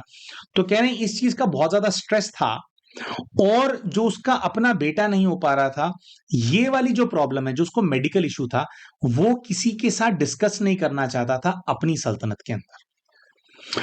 तो उन्होंने बताया कि वो जो राजा थे, उन्होंने कुछ ऐसा तिगड़म लड़ाया कि कोई, जैसे क्या होते हैं, पुराने टाइम की बात है, लेकिन गल्फ में और इंडिया में तब भी कुछ ट्रेड होता था, मतलब पैदल रास्ते से, और आई थिंक पानी की जहाजों वगैरह से भी होता था, लेकिन पैदल रास्ते के माध्यम से कुछ ऐसा था कि ट्रेडर्स थे। तो कोई बहुत बड़ा हिंदू ट्रेडर वहां पे आया था। ये जो मुंशी है, जो हिंदू मुंशी है, ये इनका मुंशी नहीं था, उस बहुत बड़े हिंदू ट्रेडर का मुंशी था। तो उनके साथ इनका कुछ व्यापार होता था, इनकी सल्तनत का मतलब इनका व्यापार होता था। तो इन्होंने किसी डील के अंदर इस हिंदू मुंशी को मांग लिया उनसे। हिंदू मुंशी को क्यों मांग लिया? इसलिए मांग लिया हिंदू मुंशी को कि भाई बाहर का व्यक्ति है, उनको बस ऐसा लगा कि भाई मैं ज्यादा कंफर्टेबल होकर के इसके साथ अपनी प्रॉब्लम सॉल्व कर पाऊंगा और इसको यूज कर पाऊंगा। तो गाइड ने बताया कि जो हिंदू मुंशी था, इस राजा ने, जो तुम्हारे पिता थे पास्ट लाइफ के अंदर, इस लाइफ के भी जो पिता रहे, जो जल्दी जिनकी मृत्यु हो गई थी, उन्होंने बताया कि उन्होंने ये जो हिंदू मुंशी था, इसको कन्विंस किया, और जो उसकी अपनी बेगम है, उनको कन्विंस किया कि वो आपस में इंटीमेट रिलेशन बनाएं और उससे फिर संतान उत्पन्न करके थे। कह रहे उनको कुछ ऐसा था कि उनके अपने राज्य में बहुत सारे गुप्तचर थे, तो अपने राज्य के किसी व्यक्ति पे वो ट्रस्ट नहीं कर सकता था, इसीलिए एक फॉरेनर को उन्होंने बहाने से यहाँ पे अपने पास मुंशी रख लिया कि मुझे इसका दिमाग बहुत पसंद है, ये तो बहुत तेज तर्रार है। तो दिखाया ऐसा गया कि वो मुंशी है, लेकिन एक्चुअली में इन्होंने अपनी वाइफ के साथ जो है उसको वो रिलेशनशिप बनवाया, जिससे कि इनकी वाइफ प्रेग्नेंट हुई, और उन्होंने इस प्रकार से दिखाया कि भाई फिर आगे कि भाई वो हो गया। और आगे चल करके कुछ ऐसा था कि उन्होंने उस मुंशी को निकाला नहीं, क्योंकि उनको डर था कि भाई राज खुल ना जाए, उसको भी काफी नजरों में वो रखते थे, हालांकि काफी ट्रस्ट था उस मुंशी के ऊपर। फिर आगे चल करके राजा ने ही उस मुंशी की किसी लड़की से शादी कराई, और हिंदू लड़की से शादी कराई, और जो है वहां पे उसका अलग परिवार बना। लेकिन गाइड ने बताया कि ऐसा कुछ हो गया था कि जो उस गरीब मुंशी का लड़का था, उसको ये बात पता लग गई थी कुछ, शायद उसने अपनी पत्नी को ये बात बताई, या राजा से वो छुप करके कुछ बात कर रहा था। तो वो जो छोटा बच्चा था, जो इनसे 7-8 साल छोटा था, उसको ये बात पता लग गई थी कि ये जो है, ये जो राजकुमार है, जो शहजादा बनकर के घूम रहा है ना, ये शहजादा नहीं है, ये तो मेरे बाप का ही लड़का है। तो उस बच्चे को इस बात की खार थी कि मैं गरीब क्यों हूं और ये राजकुमार क्यों है, जबकि हम दोनों एक ही बाप की औलाद है। तो वो बच्चा, इस बात की खार थी, उसको अपनी गरीबी से बहुत ज्यादा नफरत थी, और वो शहजादे से इस बात का बदला लेना चाहता था। अब पिछले जन्म में जो माँ थी, जो कि इस जन्म में भी माँ थी, जिन्होंने इनके साथ बहुत ज्यादा मारपीट करी थी, पिछले जन्म में जो इनकी माँ थी, जो बेगम थी राजा की, उसको इस बात से बहुत ज्यादा घृणा थी, इस बात से बहुत ज्यादा नफरत थी कि उनके राजा ने किसी, मतलब उसके पति ने किसी दूसरे पुरुष के साथ उनको इंटीमेट होने के लिए मजबूर किया, और वो भी एक दूसरे धर्म का। मतलब खैर धर्म वाली बात तो खैर ऐसी बात नहीं है, मेन तो बात ये थी कि भाई एक दूसरे पुरुष के साथ मुझे इस तरह से बेड शेयर करने के लिए मजबूर किया गया। तो उनको लगता था कि जैसे मैं यहाँ की रानी नहीं हूं, है ना, मैं यहाँ की क्वीन नहीं हूं, जैसे मैं कोई जो इस प्रकार का कार्य करने वाली जो महिलाएं होती हैं, जैसे मैं वो हूं, जैसे ये राजा जो है, जो जो शहनशाह है, मुझे अपने हरम में से उठा करके लाया, और मैं हरम की कोई औरत हूं, और उसको किसी के सामने भी पेश किया जा सकता है। तो कह रहे हैं इस बात की जो बेगम थी, जो माँ थी इनकी, उनको बहुत ज्यादा खार थी कि मुझे मजबूर किया गया ये गलत काम करने के लिए, ये नाजायज है। अब वो राजा था, राज्य आगे बढ़ाना था, फिर भी ये उनका बेटा ही था, तो वो कुछ बोल नहीं पाती थी, लेकिन उसको इस बात की बहुत ज्यादा तकलीफ थी। और यही जो बात है, कुछ ऐसा हुआ कि जो मुंशी का बेटा है, उसने जनता के बीच में विद्रोह करवा दिया, इस बात का खुलासा करवा दिया कि भाई ऐसा ऐसा है। तो बाहर जनता ने इनको मार दिया, और अंदर जो भी, जो शहंशाह थे या जो भी राजा थे, उनके फिर जो रिश्तेदार हैं, उन्होंने मिलकर के उनको बंदी बना लिया कि भाई यू डोंट डिजर्व इट, तूने हमारे जो हमारी जनता है उसको धोखा दिया है और एक दूसरे धर्म के आदमी से तूने अपना शहजादा उत्पन्न करवाया। ये एक रिलीजियस बहाना भी मिल गया वहां पे कि तू तो भाई बिल्कुल ये नाजायज काम करवा दिया, और उस चीज के उससे उसको गद्दी से हटा दिया, उसको कैद कर लिया अगर राजा को, फिर जब तक वो मरा नहीं तब तक वो कैद रहा, और इनको जो है स्टोन पेल्टिंग करके जो मार दिया गया है।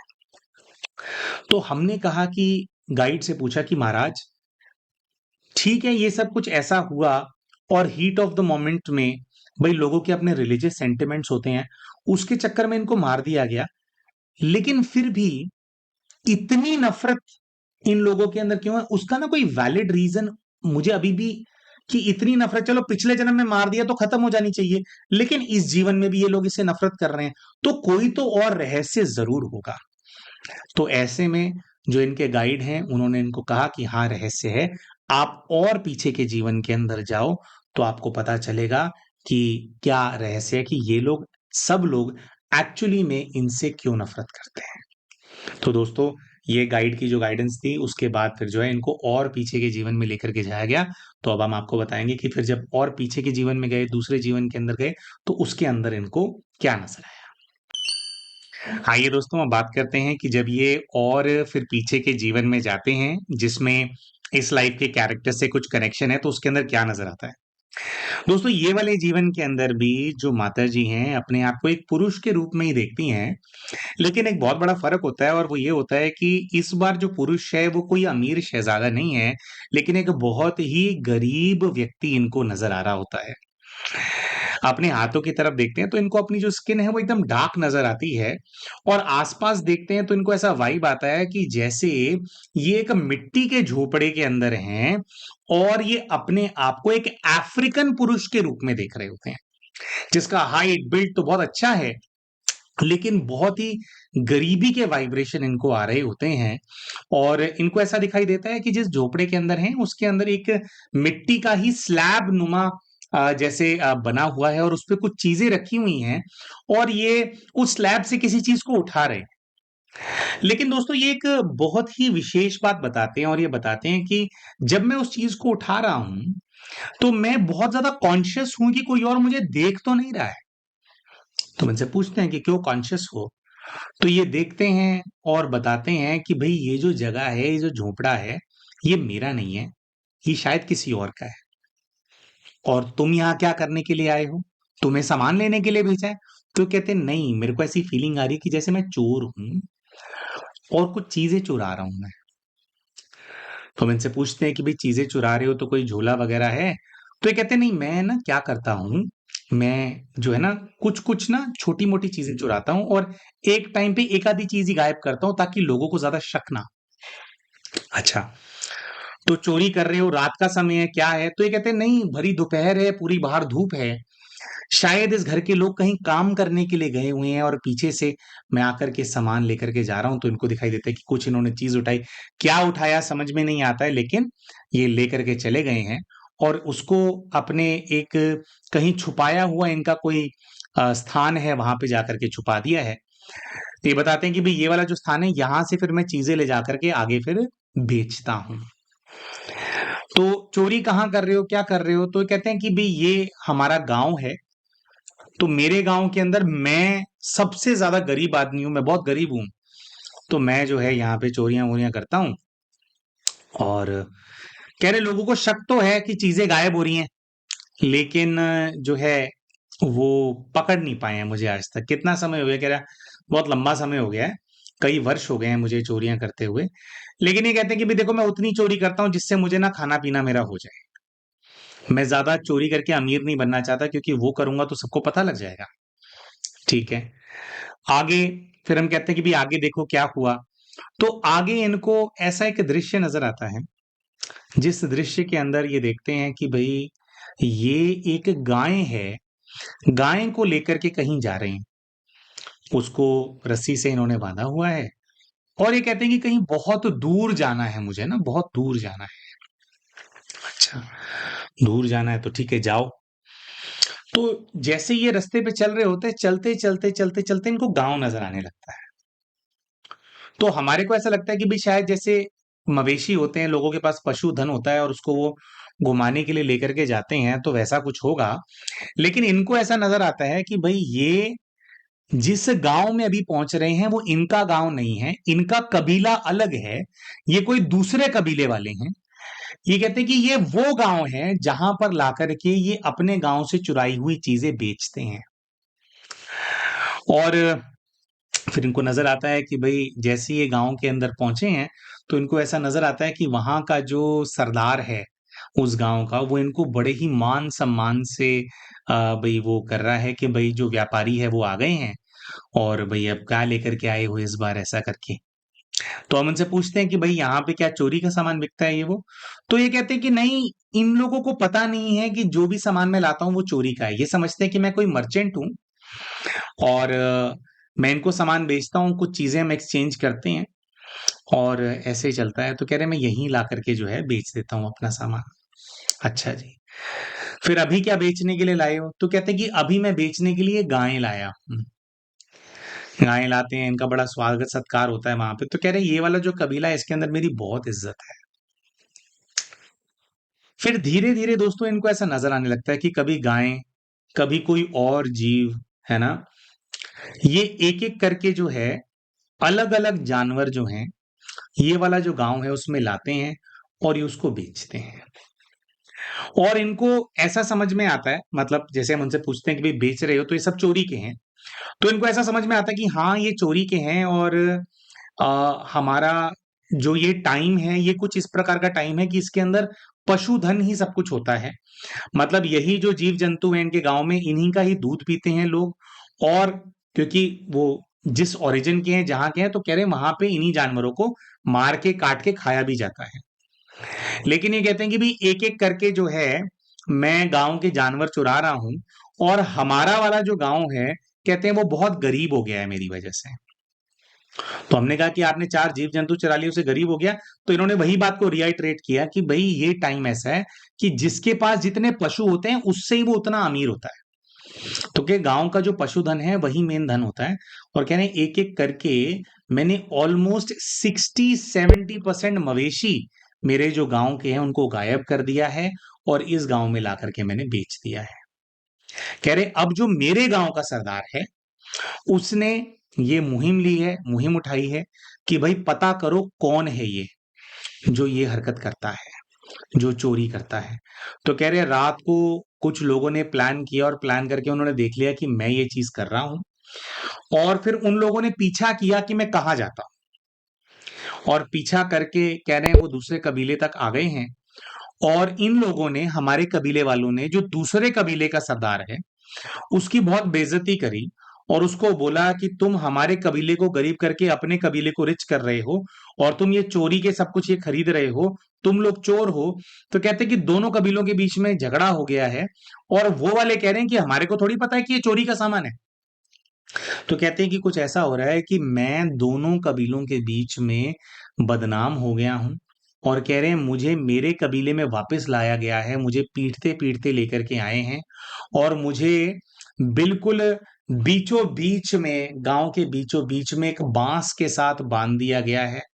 और कह रहे हैं कि पूरे गांव के जो लोग हैं वो एक एक करके मेरी पिटाई कर रहे हैं, मुझे थप्पड़ मार रहे हैं, या हंटर नुमा कोई चीज है, कोई रस्सियां हैं, उनसे मार रहे हैं। कह रहे मेरे मुंह पे थूक रहे हैं लोग आकर के, क्योंकि लोग ये कह रहे हैं कि तूने हम सबको गरीब कर दिया है, हमारे पास यही ही था।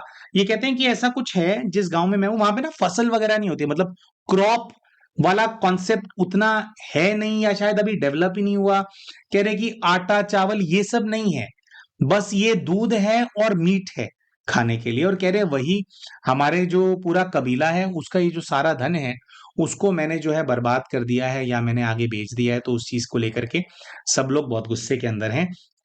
और इसी कबीले के अंदर इनको जो है जो इनका सरदार है कबीले का, जो कि बहुत ज्यादा आग बबूला है, उसको ये देखते हैं कि वो सरदार उनका जो इस जीवन का सौतेला भाई है, इन बहन का, जिन्होंने वो कुत्ते वाले उसके अंदर इनको खिला दिया था, तो वो सरदार है, क्योंकि वो सरदार की जिम्मेवारी थी उस पूरे गांव को मैनेज करना, उस पूरे गांव का ख्याल रखना और उस पूरे गांव को लालन पालन करने के लिए जो भोजन अवेलेबल था गांव के अंदर, वो सारा भोजन, इनकी सारी संपदा इन्होंने वो जा करके दे दी है। तो उस बात का बहुत गुस्सा है सरदार। फिर ये देखते हैं कि भाई गांव के अंदर एक महिला है और उसका बेटा है।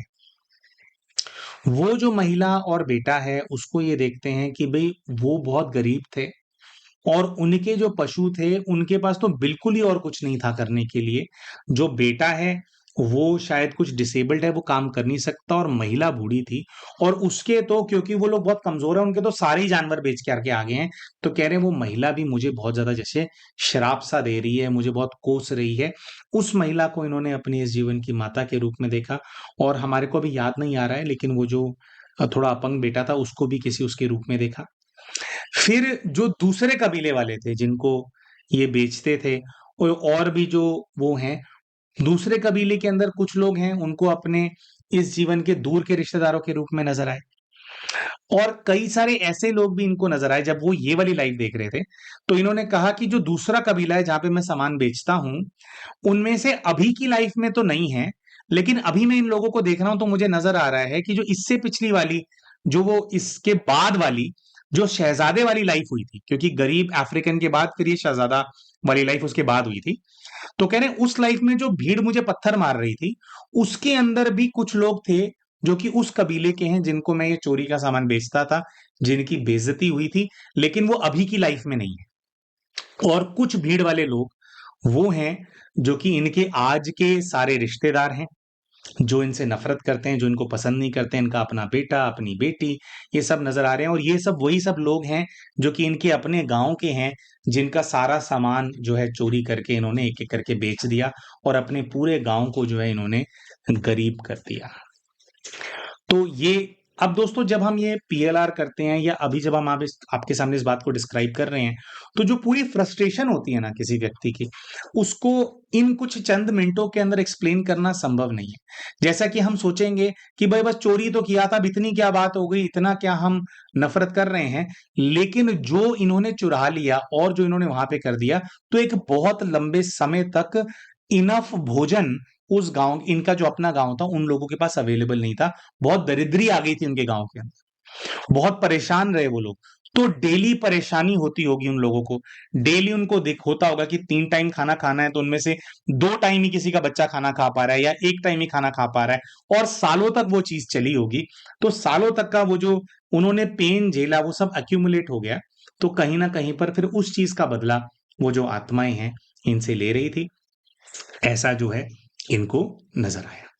और दोस्तों फिर ये जो जीवन है देखने के बाद फिर इनके स्पिरिचुअल गाइड के पास वापस इनको भेजा गया और फिर और कुछ जो इनकी बाकी की समस्याएं हैं उसके बारे में जो प्रश्न पूछे गए, फिर गाइड ने उसके अंदर भी जो है इनको उत्तर दिया। आइए दोस्तों अब बात करते हैं कि फिर फाइनली जब इनके स्पिरिट गाइड के पास अंत में दोबारा इनको भेजा गया तो क्या स्पिरिट गाइड से बात हुई और क्या इनके जो उत्तर हैं इनके गाइड ने इनको दिए। दोस्तों इस बार जब स्पिरिट गाइड के पास भेजा गया तो विशेषकर जो पैरानॉर्मल एक्टिविटीज इनकी लाइफ के अंदर हो रही हैं उनका जो रहस्य है उसको उजागर उजागर करने का जो है प्रयास किया गया। तो सबसे पहले तो इनके जो गाइड हैं उनसे पूछा गया कि हे पुण्यात्मा बताइए कि वो कौन सी चीज है जो कि इनके घर के अंदर रोज प्रवेश किया करती थी, जो कि इनके घर के अंदर ही रहती थी, जो इतना भारी दरवाजा खोल करके अदृश्य शक्ति इनके घर के अंदर आ जाती थी। तो दोस्तों यहाँ पर इनके जो गाइड हैं उन्होंने उस चीज के बारे में बताने से मना कर दिया और इनके गाइड ने कहा कि बच्चे तुम्हारे को उस चीज के बारे में अभी एक्सप्लोर नहीं करना चाहिए। क्यों नहीं करना चाहिए? क्योंकि गाइड ने कहा कि अगर मैं तुम्हें उनके बारे में बताऊंगा तो उससे जुड़े हुए दृश्य तुम्हारे को आएंगे और वो जो चीज है उसकी शक्ति फिर से इमर्ज हो जाएगी। जबकि इनके गाइड ने कहा कि बच्चे पिछले 8-9 महीनों से जो पुरुषार्थ तुम कर रहे हो, जो अनुष्ठान तुम कर रहे हो, उसके चलते ये वाली जो एनर्जी है ये पूरी तरह से शांत हो गई है। तुम्हें छोड़ करके तो नहीं गई है वो, लेकिन जैसे वो किसी और डायमेंशन में चली गई, जैसे तुम्हारे और उसके बीच में कुछ परत आ गई है, कुछ पर्दा आ गया है, तो वो तुम्हें एक्सेस नहीं कर पा रही है। वो कहीं जैसे एक प्रकार से वो रखती है नजर अभी भी, लेकिन वो कहीं बहुत दूर चली गई है। तो गाइड ने कहा कि बच्चे तुम उसके बारे में बात करोगे या उसके बारे में जानने का प्रयास करोगे तो तुम्हारा और उसका जो कनेक्शन है वो दोबारा से बन जाएगा, और उस चीज के चलते जो है फिर तुम्हारे को जो है दिक्कत हो सकती है। इसकी वजह से तुम उसके बारे में बात नहीं करो। दोस्तों यहाँ पे क्या है, जैसे कि हमने आपको बताया था कि जो माता जी हैं ये इनका पीएलआर तो हमने बहुत बाद में किया था, लेकिन बहुत पहले से ही हमारे संपर्क में थे। तो कई सारे अनुष्ठान इनको बताए गए थे, हमने इनको बताया था। एक हमारे लाइव के अंदर हमने एक दिए वाला उपाय बताया है, वो भी किया, वो भी बताया था इनको। थोड़ा कुछ कपूर होता है, कपूर जलाना होता है, थोड़ा उसके बारे में बताया था। फिर सबसे विशेष जो साधना करनी होती है, भी किसी भी आत्मा को अगर हमारे को मुक्त कराना है तो उसके लिए हमारे अंदर पवित्रता का बल होना चाहिए, हमारे अंदर सुख शांति इसकी जो शक्तियाँ वो होनी चाहिए, क्योंकि इन्हीं शक्तियों के आधार से, इन्हीं शक्तियों का आधार लेकर के ही सामने वाली जो आत्मा है उसको शांत किया जा सकता है, या उसके बंधन से मुक्त किया जा सकता है, या उसका जो प्रभाव है उसको कम किया जा सकता है। तो उसके लिए जो बहन है इन्होंने, जो कि मेडिटेशन कोर्स है आप जानते ही हैं, हमारे वीडियोस के अंदर हम रेकमेंड करते हैं, वो मेडिटेशन कोर्स भी इन बहन ने किया था। फिर कुछ ना कुछ टूल्स होते हैं, क्योंकि इनकी परेशानी बहुत ज्यादा थी, तो मेडिटेशन भी कर पाए तो उतना सपोर्ट करने के लिए भी कुछ टूल्स हमने इनको रेकमेंड किए थे। जैसे रुद्रमालाएं हम भी पहनते हैं, तो माता जी ने रुद्रमाला को भी धारण किया था। हाँ, पंचमुखी रुद्राक्ष की माला को धारण किया था।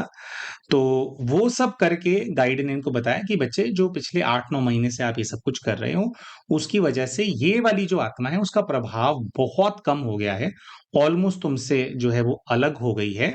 बस बट अगर तुम अभी बात करोगे तो ये वापस वो जो इमर्ज हो जाएगी, तो तुम्हें नहीं करना चाहिए। बस जो तुम्हारे को पुरुषार्थ बताया गया है, जो तुम ध्यान कर रहे हो, जो शिव में अपना ध्यान लगा रहे हो और उनकी शक्ति के माध्यम से आप क्षमा योग भी कर रहे हैं, और जिन जिन आत्माओं को आप तकलीफ देकर के आए हैं उन सबको आप गुड वाइब्रेशन, शांति की, प्रेम की, सुख की किरणें भेज रहे हो, वो भेजते रहो, और ये जो तुम्हारा इशू है वो और रिजॉल्व होता रहेगा। तो गाइड ने इसके बारे में तो बताने से मना कर दिया कि वो कौन है क्या है, बस उन्होंने बोला कि ये पुरुषार्थ आप करते रहो।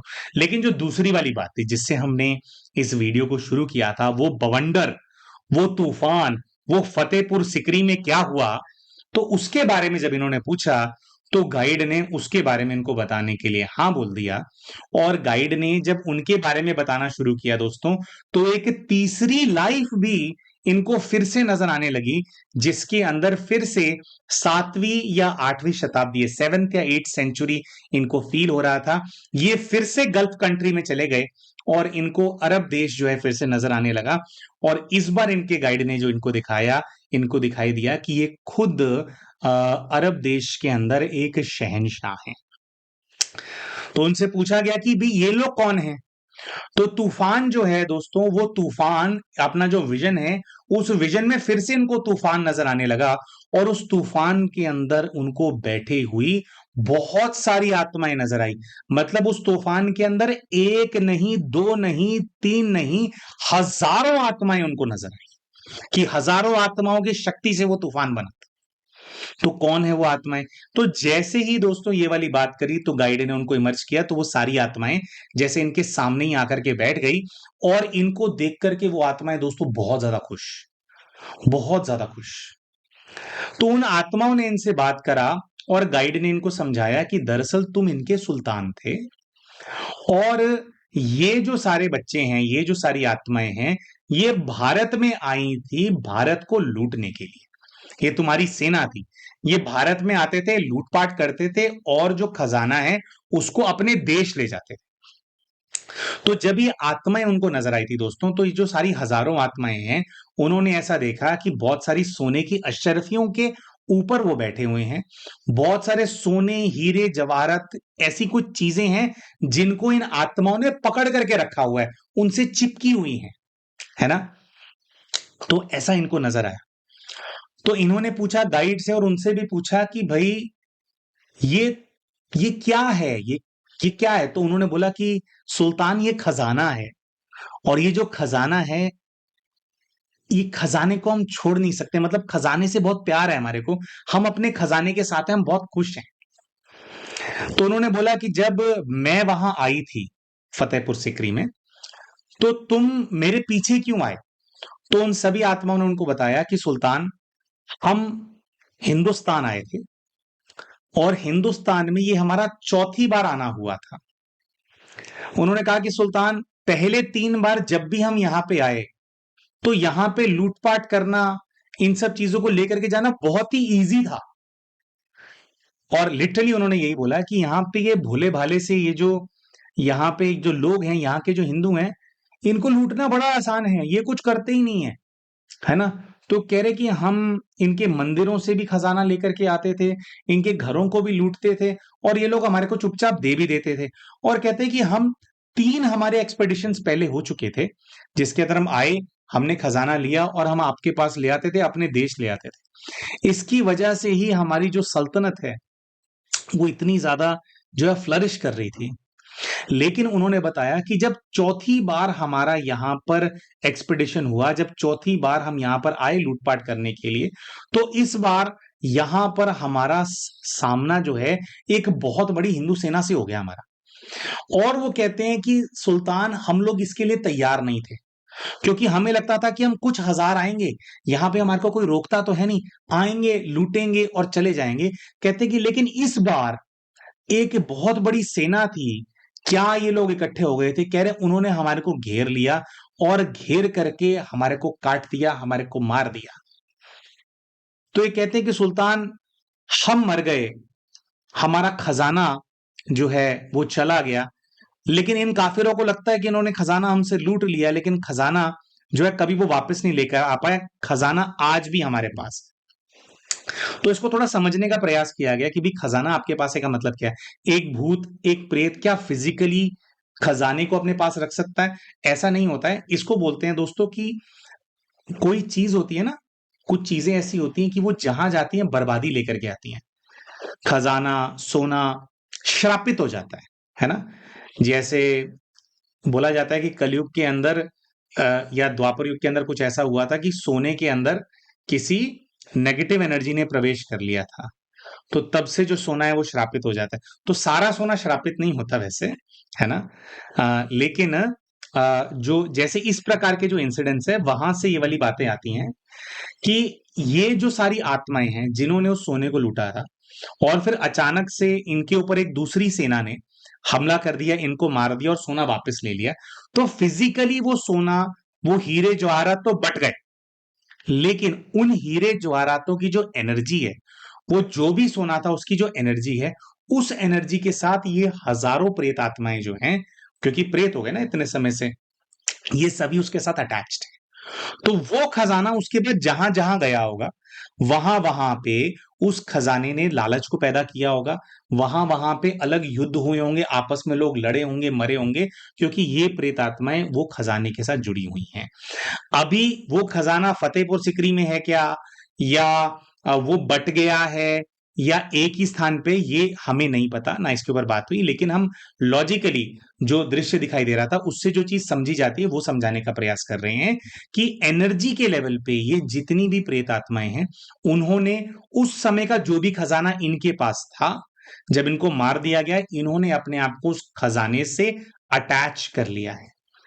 और ये वाली आत्माओं ने बोला कि सुल्तान, जब आप वहां आए तो हमें लगा कि आप हमें वापस हमारे देश ले जाने के लिए आए हैं, क्योंकि जो आत्माएं होती हैं वो तो आत्मिक रूप को देखती हैं। तो ये थी महिला इस जीवन के अंदर, लेकिन जब उन प्रेत आत्माओं ने इनको देखा तो इनको वो औरत नजर नहीं आई जो कि इस जीवन में औरत है।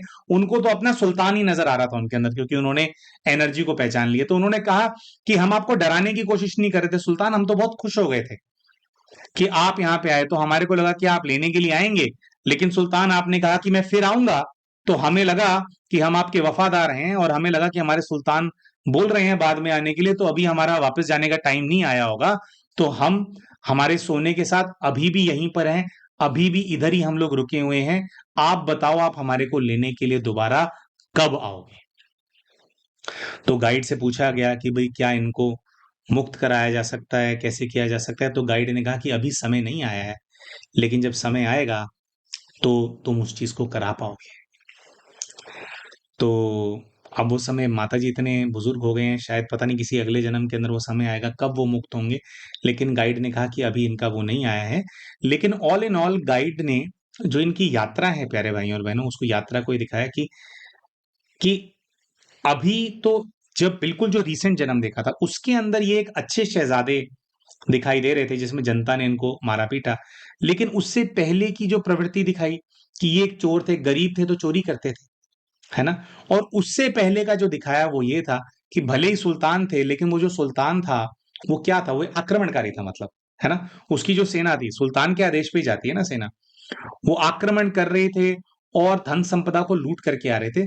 तो क्या होता है जनरली दोस्तों, ऐसी जो आत्माएं होती हैं, जो कोई भी आत्मा इस प्रकार का पार्ट प्ले करेगी, वो किसी भी धर्म की हो, है ना?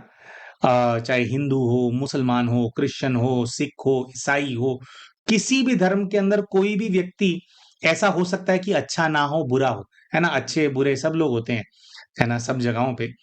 लेकिन जो कोई भी इस प्रकार का पार्ट प्ले करता है, जैसे कई सारे भाई बहनों ने हमसे हमारी कई वीडियोस के अंदर पूछा कि भैया हिटलर का क्या हो रहा होगा, या जनरल डायर ने इतने हजारों लोगों को मार दिया था, 10,000 लोगों को मार दिया था, गोलियां चलवा दी थी, 12,000 राउंड चलवाए थे, उनका क्या हो रहा होगा? ऐसे ये अत्याचारियों का क्या होता है?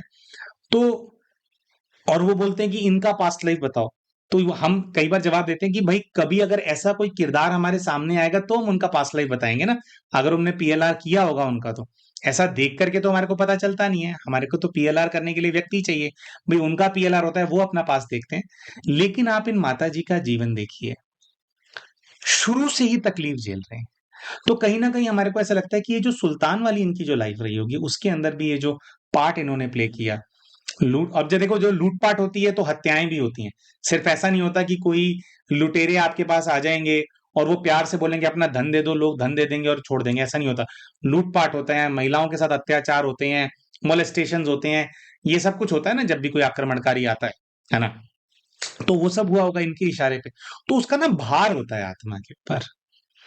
तो और इस प्रकार का जो भार होता है वो जन्म जन्मांतरों तक चलता है प्यारे भाई और बहन। तो कहीं ना कहीं माता जी उस जो भार है और उसका जो दुख है और इसीलिए जो हेट्रेड है उसको फेस कर रहे थे।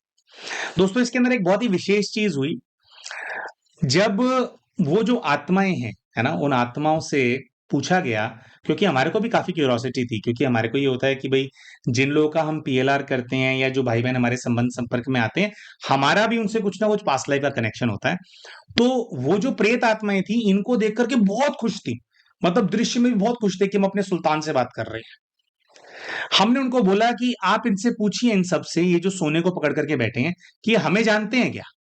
मतलब हितेश को जानते हैं ये? दोस्तों जैसे ही हमने ये वाली बात बोली ना, उन सभी के मुंह बन गए। उन्होंने कहा कि अभी तक तो वो हंस रहे थे, खुश हो रहे थे, लेकिन जैसे ही मैंने आपकी बात करी और आपका चेहरा इनको दिखाया है कि आप भी यहाँ पे हो, तो कह रही कि वो ना बहुत ज्यादा अपसेट हो गए हैं, बहुत ज्यादा नाराज हो गए हैं। कह रहे वो इधर उधर देख रहे हैं और कह रहे हैं वो आपके बारे में बात नहीं करना चाहते। वो कह रहे हैं ये ठीक आदमी नहीं है ये, और कह रहे हैं आपके और उनके बीच में मुझे ना बहुत ज्यादा एक स्कफल, कोई ऐसा वो नजर आ रहा है कि जैसे भाई आपको पसंद नहीं कर, नफरत तो नहीं करते आपसे, लेकिन जैसे कुछ दुश्मनी हो आप लोगों के बीच में, ऐसा कुछ फील हो रहा है। तो हालांकि उन आत्माओं से बहुत पूछा कि क्या दुश्मनी है इसके साथ, क्या प्रॉब्लम है।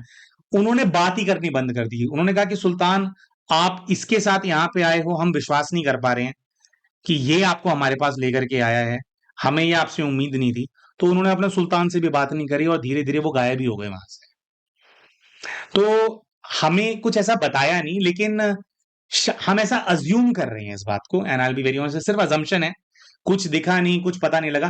हो सकता है कि वो युद्ध जो हुआ होगा, है ना, उसके अंदर एक आधे सिपाही हम भी रहे होंगे, है ना, वो करने में, तभी उनको दुश्मनी नजर आ रही होगी। और कुछ ऐसा होता है दोस्तों कि देखो, जो ये वर्ल्ड है ना, इसके अंदर जो ड्रामा है ना, उसके अंदर अलग अलग परिस्थितियां बनती चली जाती हैं। तो हम अलग अलग प्रकार के रोल्स प्ले करते हैं। और कई बार ऐसा होता है कि कुछ हमारे ऊपर कर्जा भी होता है, भले ही हमने सही किया, अपने देश की रक्षा करी है, जो कुछ भी किया, लेकिन फिर भी सामने वाले का भार होता है, कुछ उसकी जिम्मेवारी भी होती है। तो ऐसे किसी भार के चलते हमारे को लगता है कि ये माता जी का हमसे संबंध संपर्क हो गया और फिर हमने इनका पीएलआर किया, लेकिन हमें ऐसा लगता है कि वो जो सेना है और जो उसकी दुश्मन सेना जो रही होगी, वो दुश्मन सेना के अंदर हम कोई ना कोई तो रहे होंगे, है ना, जिसका युद्ध हुआ होगा। और चौथी बार में मेन उनकी प्रॉब्लम ये थी कि वो रेडी नहीं थे युद्ध के लिए। कह रहे हैं हमारे को तो लगता था कि इनके यहाँ पे कोई सेना ही नहीं होती है, और चौथी बार आए और इस बार इन्होंने घेर के हमारे को मार दिया। हमारा वेट ही कर रहे थे चौथी बार में। तो घेर के मारने वालों में हम भी लगता है कोई ना कोई रहे होंगे। एनीवेज, बहरहाल तो ये गाइड ने जो तूफान है उसका रहस्य बताया, और गाइड ने इनको कहा कि अभी टाइम नहीं आया है उनके जाने का। और गाइड ने ये भी बोला कि वो जो सोने की एनर्जी है उससे वो जो बच्चे हैं, गाइड के लिए तो सब बच्चे ही है ना, है ना, तो उन्होंने कहा कि वो बहुत ज्यादा अटैच्ड है उसके साथ, वो जा भी नहीं पाएंगे अभी, है ना, बस वो तुम्हें देख करके खुश थे, उन्हें लगा था, लेकिन अभी उनके जाने का टाइम नहीं आया, अभी वो उस एनर्जी के साथ ही रहेंगे। तो ये था दोस्तों माता जी का ओवरऑल जो जैसे हमने बताया इनकी कहानी। दोस्तों अंत में हम ये बोलेंगे कि जब भाई बहन हमारे साथ काउंसलिंग करते हैं तो कई सारे कुछ अनुष्ठान भी हम उनको बताते हैं, लेकिन अनुष्ठान से ज्यादा जो होता है दोस्तों, जो चीज काम करती है, जो कि आपको इन परिस्थितियों से बाहर निकलने में सहायता करती है, वो होती है सेल्फ अवेयरनेस। और अवेयरनेस की इस दुनिया के अंदर, चाहे हमारे रिश्तेदार हों, चाहे हमारे साथ काम करने वाले लोग हों, चाहे प्रेत आत्माएं, जो भी हैं सब आत्माएं, और किसी भी रूप में कोई भी अगर हमारे को तंग कर रहा है तो वो इसलिए है क्योंकि हम जो अपना हम पार्ट नीचे प्ले करने के लिए आए थे, जो शुरू में हमने सोचा था कि हम अच्छा पार्ट प्ले करेंगे, लेकिन धीरे धीरे मायावी शक्तियों का प्रभाव हमारे ऊपर आता जाता है। काम, क्रोध, लोभ, मोह, अहंकार, ये हम पे हावी होते जाते हैं, और उससे जो आत्मा होती है, हमारी अपनी जो आत्मा होती है, उसकी जो क्वालिटी है, उसकी जो शक्तियां वो कम होती जाती हैं, उसकी क्वालिटी गिरती जाती है। और जिसके चलते हम दूसरी आत्माओं को, जो हमारे ही अपने भाई हैं, जो कि उसी जगह से आए हैं जहां से हम सब हैं, है ना, आज हम कितने भी अलग अलग धर्मों के अंदर बट गए हों, लेकिन आए तो सब एक ही जगह से, है ना, तो द्वैत आ जाता है, डिफरेंस ऑफ ओपिनियन आ जाता है।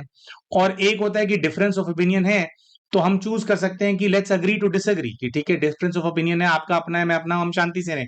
लेकिन हम युद्ध करते हैं एक दूसरे से, हम एक दूसरे को तकलीफ देते हैं, कुछ कोई हमारे को तकलीफ देता है, कुछ हम करते हैं, तो इसका जो बंधन है, इसके अंदर हम एंटैंगल होकर के रह जाते हैं। तो इस चीज को रियलाइज करना, आत्मिक रूप में दूसरों को देखना, और फिर परमात्मा से, शिव से शक्ति लेकर के, क्योंकि हम में तो अभी उतनी शक्ति अब है नहीं, हमारे हिसाब किताब हजारों लाखों आत्माओं के साथ है, आपके मेरे एक दूसरे के साथ फंसे हुए हैं, इसके साथ भी है, उसका उसके साथ भी है, मेरा इसके साथ भी है, इस प्रकार से फंसे हुए हैं। तो इनको रिजॉल्व करने की हम जो आत्माएं हैं, हमारी जो क्षमता है वो ऑलमोस्ट खत्म हो गई है ही नहीं हमारे पास। कर्जा चुकाना है करोड़ों अरबों का, और बैंक के खाते में पड़े 10,000, तो कैसे चुकाएंगे? तो ऐसे में जो शिव हैं, जिनके पास सब कुछ अथाह है, जिनके पास सब कुछ अनलिमिटेड है, उनसे कनेक्ट होकर के, उनसे शक्ति लेकर के सभी आत्माओं को भेजना और उनसे अपना हिसाब किताब खत्म करना, ये जब हम सीख लेते हैं प्यारे भाइयों और बहनों, तो उससे, क्योंकि शिव हमारे साथ होते हैं, उनकी शक्ति से हमारे हिसाब किताब बहुत जल्दी खत्म होने लग जाते हैं, हमारा कर्जा बहुत जल्दी उतरने लग जाता है। और जब एक आत्मा से हमारा कर्जा खत्म हो गया, हमने स्वेच्छा से उसको चुका दिया, उसके बाद उस आत्मा का, चाहे उसके पास शरीर है या शरीर नहीं है, हमारे जीवन के अंदर फिर कोई काम नहीं खत्म। तो ये सबसे मेन चीज है। और प्यारे भाई और बहनों, वीडियो के अंत में बस हम ये कहेंगे कि अगर आप भी ये सीखना चाहते हैं कि कैसे परमात्मा से आप अपने आप को कनेक्ट करके, ये जो विश्व के अंदर जो दूसरी सभी आत्माएं हैं जिनको हमने बहुत तकलीफ पहुंचाई है, जो हमें तकलीफ पहुंचा रहे हैं, उनके साथ हिसाब किताब कैसे समाप्त करना है, कैसे उनका कर्जा उतारना है, और कैसे बंधन मुक्त होना है, कैसे दोबारा से खुशी को अपने जीवन में लेकर के आना है, प्रेम शांति को अनुभव करना है, सुख को अनुभव करना है अपने जीवन के अंदर, कैसे आप ये कर सकते हैं? अगर आप इसको सीखना चाहते हैं तो हमारे इस वीडियो के पिंड कमेंट के अंदर एक व्हाट्सएप ग्रुप है, हम उसका लिंक शेयर कर रहे हैं। जिस आप उस ग्रुप को ज्वाइन करेंगे तो 15 जुलाई से, यानी आज 11 तारीख है जब हम वीडियो को अपलोड कर रहे हैं, आज से 3-4 दिन बाद उसके ऊपर एक फ्री मेडिटेशन कोर्स है, वो शुरू होगा, आप उसको ज्वाइन कर सकते हैं। जो टाइमिंग्स होते हैं वो शाम 8 बजे से 9 बजे होते हैं उसकी क्लास के, तो उस कोर्स को आप ज्वाइन करके निशुल्क आप ये सीख सकते हैं, और अपना जो जीवन है, और अपने जीवन को सफल बना सकते हैं, खुशी अपने जीवन में ला सकते हैं, और जो आपके कर्म बंधन है उनको समाप्त करने के तरफ जो है आप अच्छे से आप बढ़ सकते हैं। है ना? तो आप सभी अपने बंधनों से मुक्त हो पाएँ, आपके जीवन में आपको सुख प्राप्त हो, शांति मिले, खुशी हो, सारे जो आपके संबंध हैं, उनके बीच में मधुरता आए। इसी शुभ इच्छा के साथ प्यारे भाइयों और बहनों, ये जो हमारा वीडियो है, इसको हम संपन्न करेंगे। मिलते हैं आप सभी के साथ अपने अगले वीडियो के अंदर। तब तक के लिए प्यारे भाइयों और बहनों, नमस्कार।